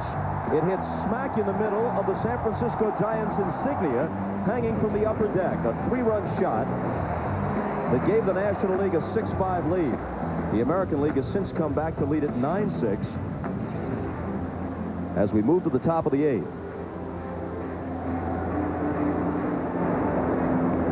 The new pitcher is the former Red, Jeff Shaw, now of the Dodgers. He'll pitch in the All-Star game as a Dodger before he ever throws a regular season pitch in their uniform. First at-bat from Manny Ramirez, who fouls it off for strike one.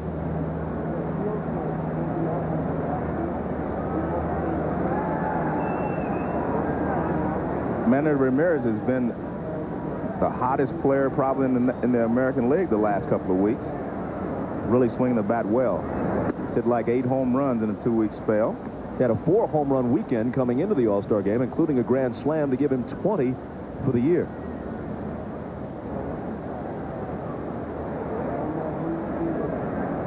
Shaw led the National League in saves for the Reds a year ago. Tapped foul at the plate.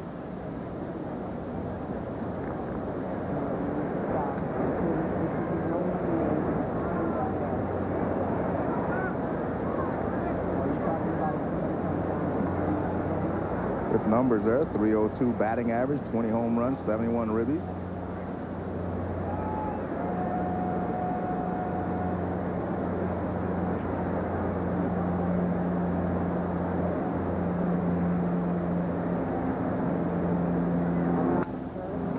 You can hear the bat shatter as he rolls it to Castilla. Good charging play to throw him out.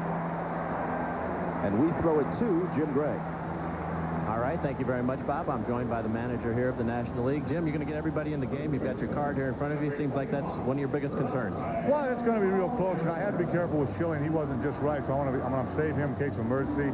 And Rick Reed, I want to be real careful with. And Ashby can only go one, but it's a fun thing, and it's a it's a tough game for both guys to manage because you want to get guys in, but Trevor Huffman, if he had a real easy one, I might have let him go another one, but at the same time, you got to be careful. San Diego opens up a day from now in a pennant race. I don't want to hurt anybody's chances of advancing to the postseason play, and so this is a fun thing, and I'm having fun with it, and we're in pretty good shape. If we can come around really, Lou and Rennery, maybe a couple guys get on, and I got Vaughn waiting in that one spot for Hoffman, with a chance to hit a big fly. You say you're having fun, but I know you're as competitive as a guy as there is out there. Does the score bother you? Well, right now I don't like it, because we're behind, but, I don't know. The score, I guess, for us athletes is always the most important thing. But in a game like this, you can't get crazy either, Jim, so I'm going to watch it. And obviously I don't like the way it looks right now, but in this ballpark, you don't know. What's it been like for you to have many of your guys back with you who were with you last year on the Marlins? Well, it's been very enjoyable, but it's good to see the great players from all around the league. And it's been a nice reunion. It's too short, but it's been fantastic. Jim, a lot of people are wondering what you might do in your situation with the Marlins. Will you address that here in the second half of the season? Will you continue the season with them? And would you be willing to come back in this entire rebuilding process, or would you care to move on? Well, I can tell you this. If I can come up with a team like I got tonight, I'd stay there for a long time. Good way to dodge that one, and we won't badger you here on your own bench. Back up to you, Bob. Very artful response. I told you he was a great manager. That's the first thing a great manager has to do, be able to dodge questions from his players as well as the media. 2-2 pitch from Jeff Shaw to Rafael Palmeiro. A little flare back a short. Renneria out, can't get to it.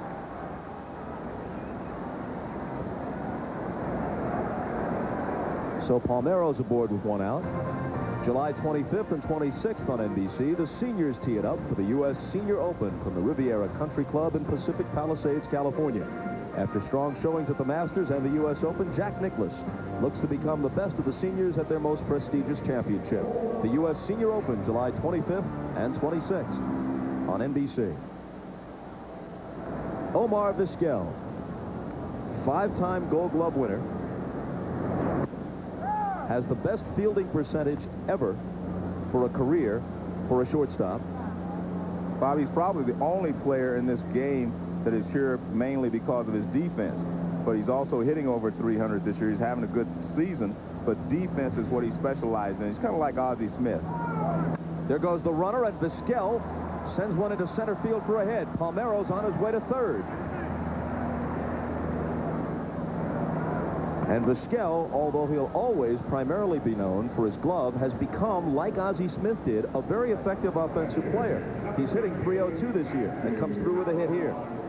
Well, it's a good hit-and-run situation here. They send Palmeiro, gets a fastball away, lines it in the left center field for a base hit. Shaw, fastball away, and he goes the other way with it. Now Sandy Alomar Jr. First pitch swinging, fouls it off down the right field line. The hero of last year's All-Star game in front of his hometown fans in Cleveland with the game-winning home run. And also just a big home run that helped put the Indians into the World Series last year, the home run off of Rivera in the playoffs. Vizquel is running. Little pop, shallow right. This one's in a good spot, too. It plunks down for a hit. Vizquel to third as Palmeiro scores.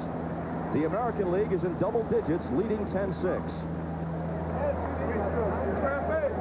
Not just home runs help score runs in this ballpark, but because it's such a big ballpark, all those little bloops, as I talked about earlier, will fall in. I mean, you have to play deep, and anything that's popped up carries enough to get over the infielders' heads, but the outfielders are playing so deep, there's nothing they can do to help them on little flares into the outfield.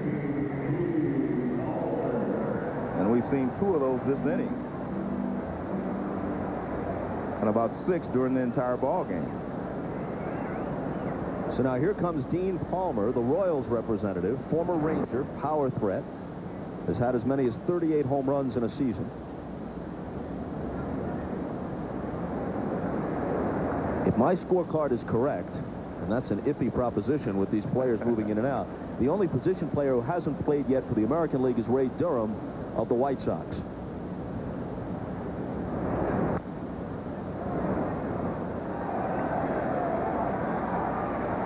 He's got such great hands, he's still fielding the ball. He just catches everything. Durham is the only guy who hasn't hit yet for Mike Hargrove. Omar, as you know, often will field a ball at shortstop barehanded just to hurry the throw. So he doesn't have to bother to switch it from his gloved hand to his throwing hand. He's just amazing.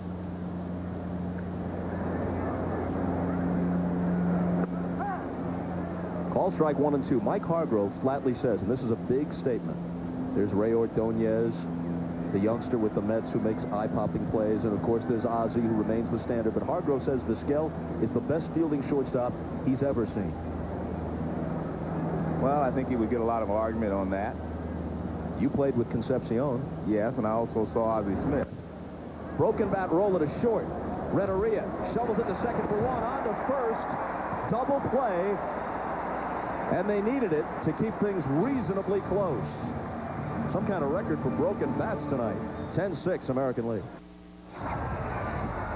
Keith Olbermann at the All-Star game in Denver, and it's a flashback time. That is a very young Mike Hargrove in his at-bat in the 1975 All-Star game in Milwaukee. Mike, memory? I remember that my knees were shaking so hard and my eyes were blinking that I didn't see the first pitch. It looked like it was a pitch in, and then Don Sutton was pitching. The next pitch he threw fastball up. I believe I flew out to right field.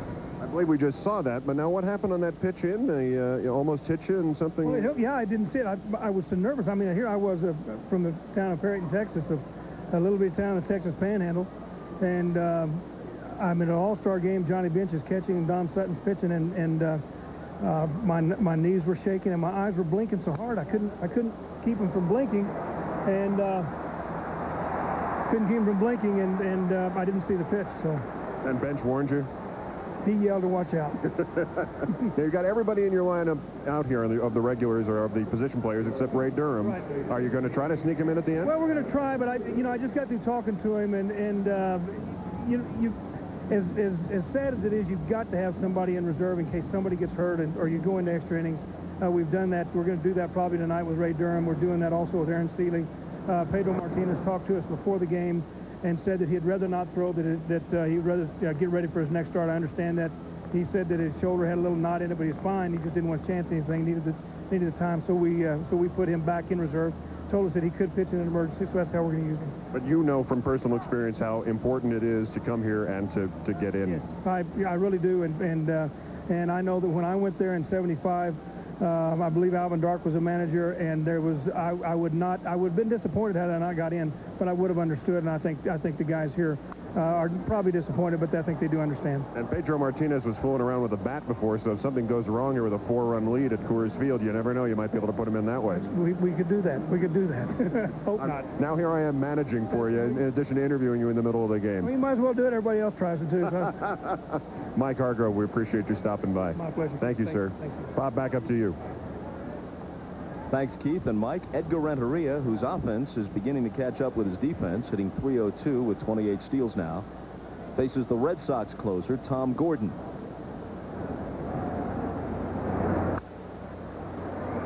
Still 1-2. Mike Hargrove has a lot of bad memories of Moises Alou from last year's World Series. Alou is at first after beginning this inning with a flare single to right. We've had more flares than we have home runs in this ball game. Just a lot of flares. Flares and broken bats, huh? Yeah. A bouncer, Castilla knocks it down, make it Brocious. If Castilla is playing for both leagues, we've really got a scoop. So now the National League with something brewing in the bottom of the 8th. Well, Renteria hits a high chopper, and it appears that maybe Brocious jumped too quickly or maybe lost it in the lights. Now watch him. He's looking up. He's looking up. Now he jumps a little bit too quickly. But we'll see how they score that. Base hit, I guess. Nice leap. Now they change. They give him an error. And a tough error.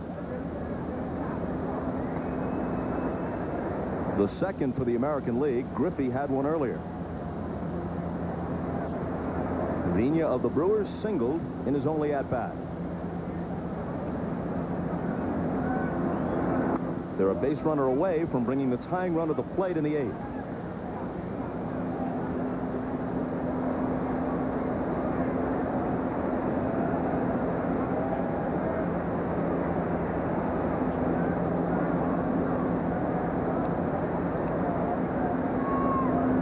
And now it's 3-0.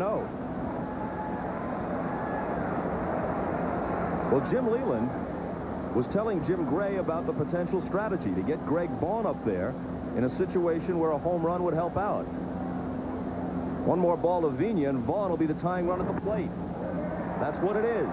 The bases are loaded after the walk, and Vaughn comes up as a pinch hitter. Well, that tells you why he's such a great man. He figures these things out, and he gets his hitters in the right position to help him.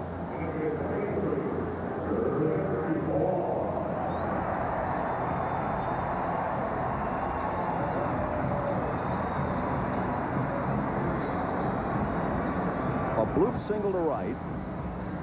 An error by the third baseman Brocious. A 4-pitch walk to Phenia. And Vaughn to the plate. Bases loaded, nobody out. Strike one swinging. After last year, the Padres tried to trade Vaughn to the Yankees. He didn't pass the physical, had a bad shoulder. They sent him back. Then they shopped him to other teams, no takers. Boy, are they glad that they were left to keep him. A ball and a strike. Well, he told me that last year part of the problem was he was being platooned with Ricky Henderson. This year he's had left field all to himself. And Tony Gwynn says they would be down toward the bottom without Greg Vaughn this year.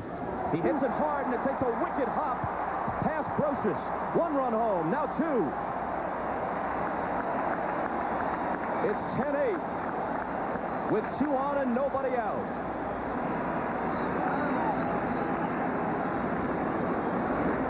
Brocious is lucky that this ball took a high bounce over him because it would have gone through him. He gets a breaking ball down and out over the plate. He rips it down the third baseline. And watch Brocious. He tries to get in front of it, but he is lucky that that ball didn't hit him someplace because it would have hurt him. Bounces over his shoulder and goes to left field. He says, yeah, I'm lucky.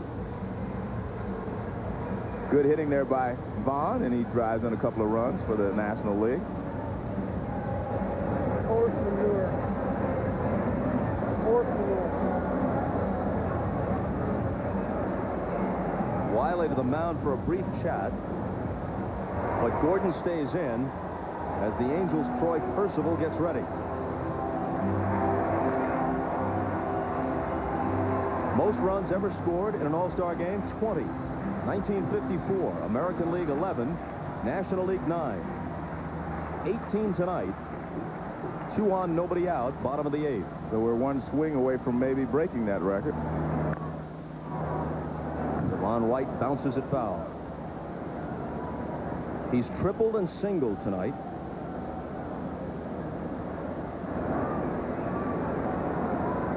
Who does Leland have left? I think it's just Jason Kendall and Brett Boone. 1-1.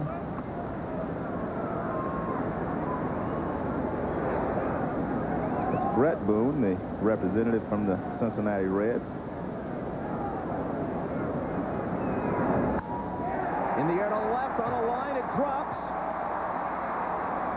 Phenia being waved home. Close play. They got him. And you have to ask why, with nobody out. Paul O'Neill threw him out. Yeah, but he threw a fly ball. I'm also surprised that Greg Vaughn didn't advance. Now watch, he throws him out, but look how high this ball is. It's well over the cutoff man.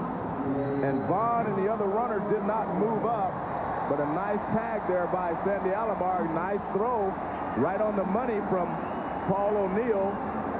And the tag is applied, but the other 2 runners stay at first and second. See, the ball is too high to be cut off.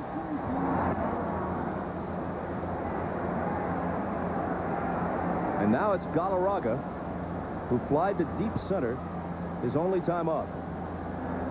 So they could have had the bases loaded with nobody out. Now first and second, 1 down. And a chopper over the mound. Jeter steps on the bag and throws and got him. Make it Vizquel. Thankfully, a commercial break. These changes have my head spinning. Who's going to break that home run mark and hit 62 out of the park? McGuire's on fire, and he's got company. Griffith, Sosa, Galarraga, Rodriguez. The race for the record is on. Fasten your seatbelts. Base are parting daily from a major league ballpark near you. Who's going to crush 62 before the season is through? Don't miss a minute. Well, the National League scored 2, but it could have been worse. Devon White hits a single to left field.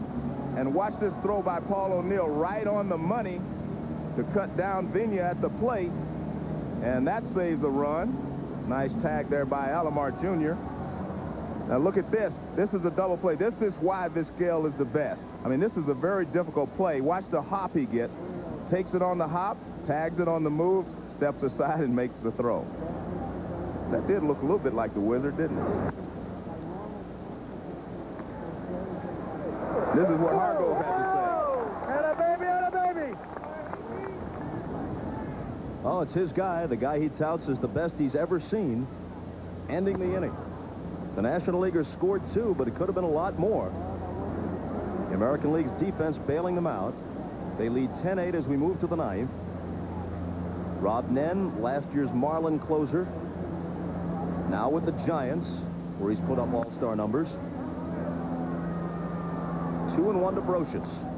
Watch Rob Nen. He's got an interesting motion in that he taps his front foot just before he throws to the plate. And I think that can be a little distracting to the hitter if you get caught up in it. Watch his front foot.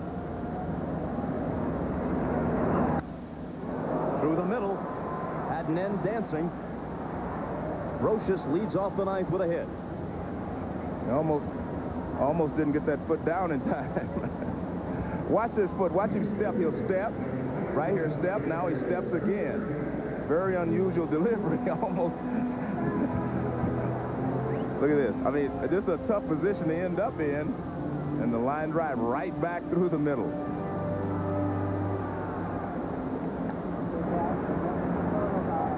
Now Nen faces Darren Erstad. Erstad's 0 for 1. From Fargo, North Dakota. Brocious breaks for second. The throw not in time.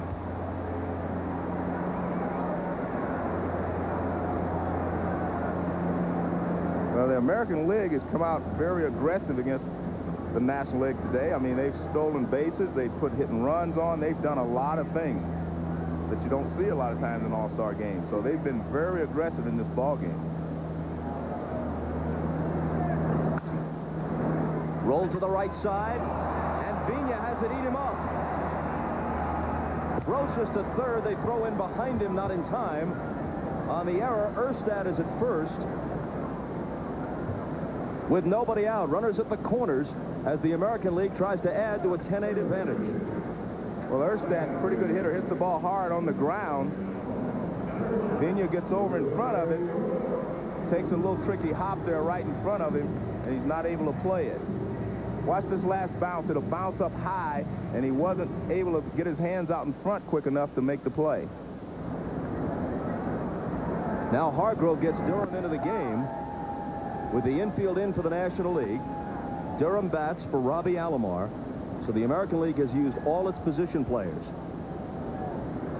With Frank Thomas slumping, Albert Bell already being shopped around, we're told, by the White Sox. It's Durham who's the White Sox representative. Erstad goes, and the bouncer eludes Galarraga.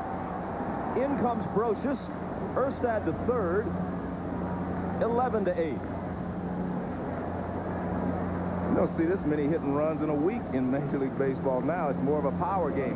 Durham, a good hitter, having a fine season, rips it into right field for a base hit. Erstad is on the move. Galarraga way off the bag, almost comes down with it, but it goes into right field for a base hit. And they are playing hit and run. They're playing they're stealing bases. They're just doing a little bit of everything. Paul O'Neill now takes a ball. Erstad at third, I started to mention a moment ago, from Fargo, North Dakota, the hometown of Roger Maris. Oh. I thought you were going to talk about the movie. Well, also, you betcha. Yeah, you betcha.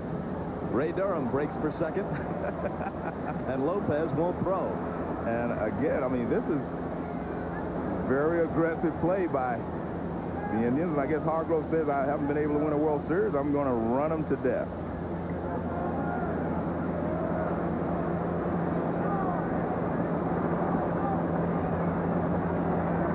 So now as the American League looks to pour it on, second and third, nobody out, and O'Neill taps it foul. Maybe that's why he's doing all that running. He has more than just his Indian guys over there. He's got the entire league running. No question, they came here tonight having decided to be very aggressive. They've run at every opportunity.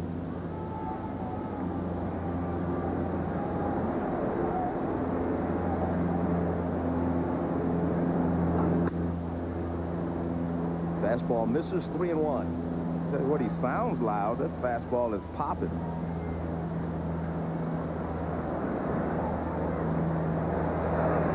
Couple of Indians, Vizquel and Alomar Jr. laughing it up. Full count. The gun had that one at 97. No wonder it's popping.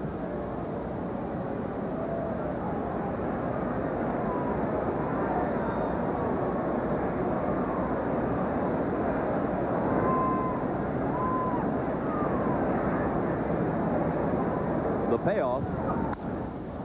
Galarraga dives to make the play, and the big cat takes it unassisted with the runners holding.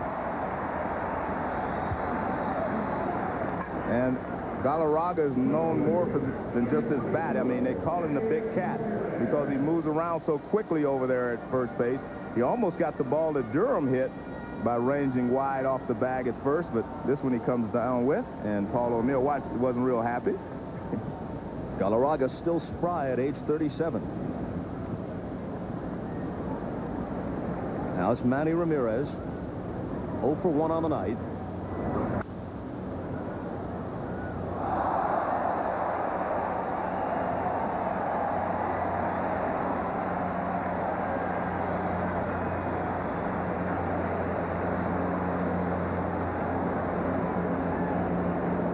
Rick Reed of the Mets and Curt Schilling of the Phillies are the only pitchers Jim Leyland hasn't used.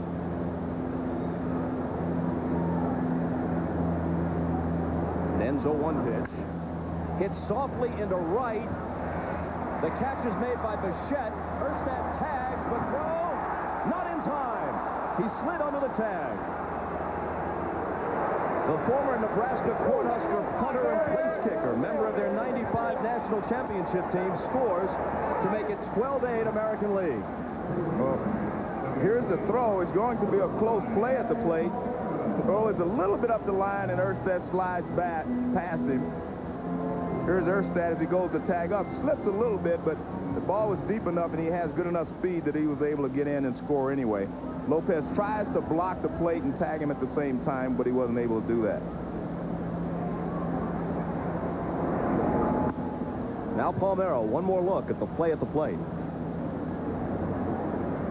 Well, let's take a look.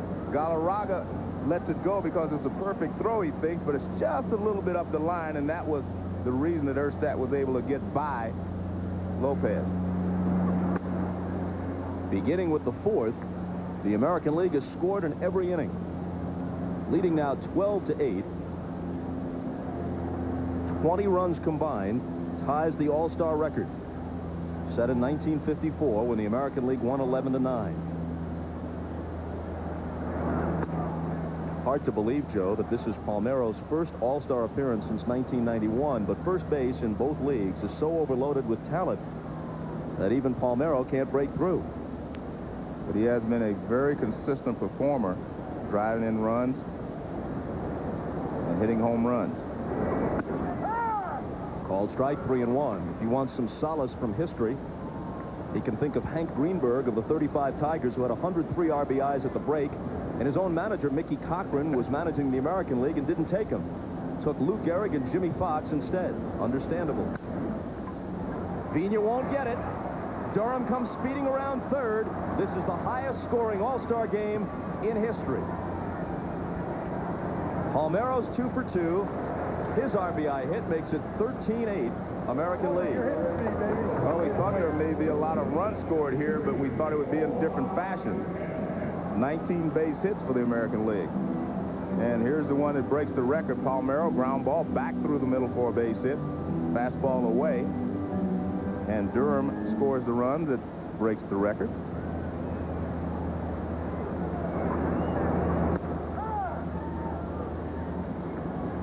A strike to Vizquel. Lots of guys playing out of position. Alou is in center field now. Vaughn, a pinch hit earlier, stayed in the game. He's in left. A chopper over the mound, charging Renteria, bare hands. What a play! What a play! The Gold Glover Vizquel has it done to him this time, but it's 13-8 AL. This copyrighted telecast is presented by authority of the Commissioner of Baseball and may not be reproduced or retransmitted in any form, and the accounts and descriptions of this game may not be disseminated without express written consent. Bob, during the World Series last year, we talked about how great the two shortstops were, Renteria and Vizquel, and we've seen why tonight. Two barehanded plays. Look at this. This is just a great play by Renteria as he throws out the speedy Vizquel running down the line. Look at this. I mean, this is a very difficult play. He knows if he catches it with his glove, Vizquel will beat it out. Takes one step, throws off balance, and gets some pop on it. The first All-Star ever from the nation of Colombia. And that's to Vizquel. He's saying, I got you. Troy Percival of the Angels on now to try to finish it. Faces Bichette. The only pitchers not used by Mike Hargrove: Aaron Seeley of Texas, Pedro Martinez of the Red Sox. Jason Kendall and Brett Boone are the only National League position players we haven't seen. The only National League pitchers not to appear: Rick Reed of the Mets, Kurt Schilling of the Phillies. The American League has used all of its position players. Bichette lines one down the line in right field, and it's just foul.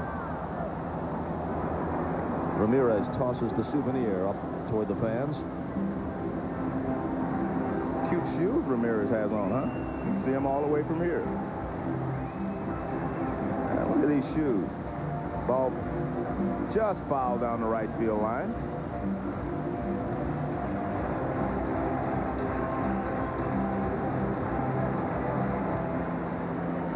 Couple of Rockies to open the bottom of the ninth. Bichette at the plate. Castilla next.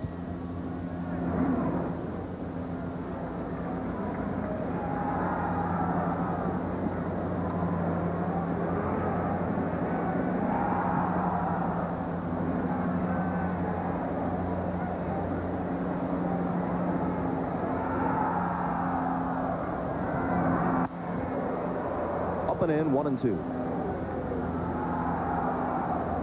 13 runs, 19 hits, 2 errors for the American League, 8-11-1 for the National League.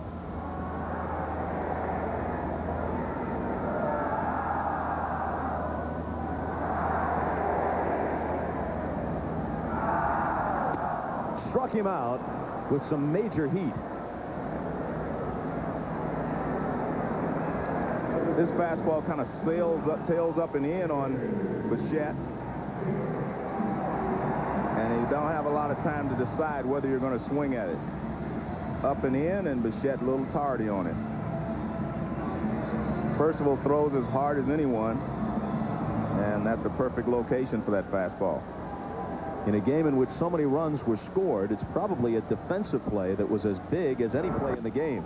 Paul O'Neill's throw to the plate, which cut Fernando Phenia down, was a real momentum stopper for the National League. They had moved to 10-8, and had Phenia stopped at third, they would have had the bases loaded with nobody out. Or had he scored, obviously, it would have been 10-9, and things could have been a whole lot different. This ball is whacked to center, but Erstad has it lined up. So Percival is 1 out from finishing it.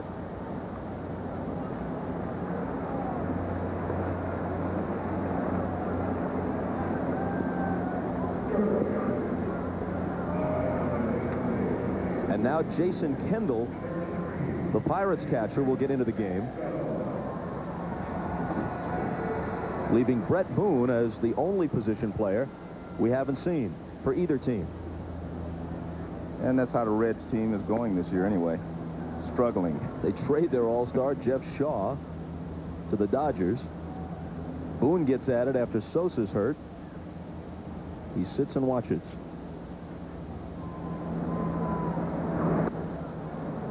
Quickly 0-2. Come off the bench, as Kendall is, and try and catch up with the kind of gas that Percival is pumping out there. It's an unenviable task. And not only that, Percival kind of hides the ball from you, sidearms you a little bit. Kendall hangs in. Before we go, I'd like to mention the passing several weeks ago of Shirley Povich, the great sports writer from the Washington Post. Literally covered Babe Ruth, Walter Johnson, Ty Cobb. Wrote splendidly well into his 90s, covered all sports, but baseball was his favorite. Every press box he ever walked into was a classier and more decent place for his presence. Wrote with great style and insight for decades and decades. He'll be missed. This ball is fouled wide of first and into the seats. You ever have a chance to meet Shirley Povich? As sweet a man as you'd ever have the opportunity to know. I was going to say, you wrote that pretty well. You did.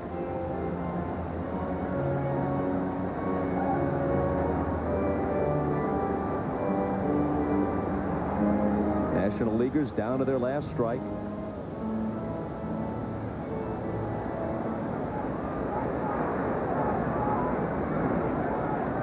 Hargrove with Wiley. Torrey alongside him on the other side. Another 0-2 pitch.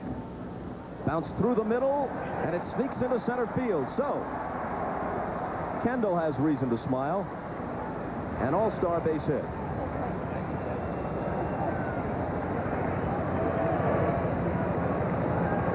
Well, Percival is a little different from a lot of the pitchers. He falls off. Watch how he falls off. He's not in good fielding position. Ball hit directly back through the mound, over the mound, and he just kind of waves at it. And watch, Percival falls off toward first base. He's not even thinking about fielding a ball, but he just kind of sticks his glove up. Now Lewis struck out and singled. Percival not exactly disguising his intentions.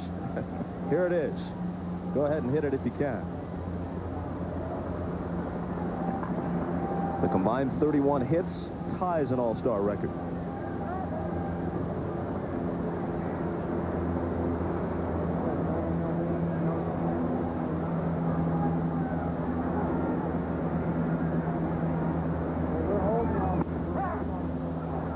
2-2. The only thing surprising about this, being that Coors Field is the setting, and with all the run production around baseball this year, the only thing surprising about 13-8 is how many bloops and flares have been part of it. That does it. High heat finishes Alou.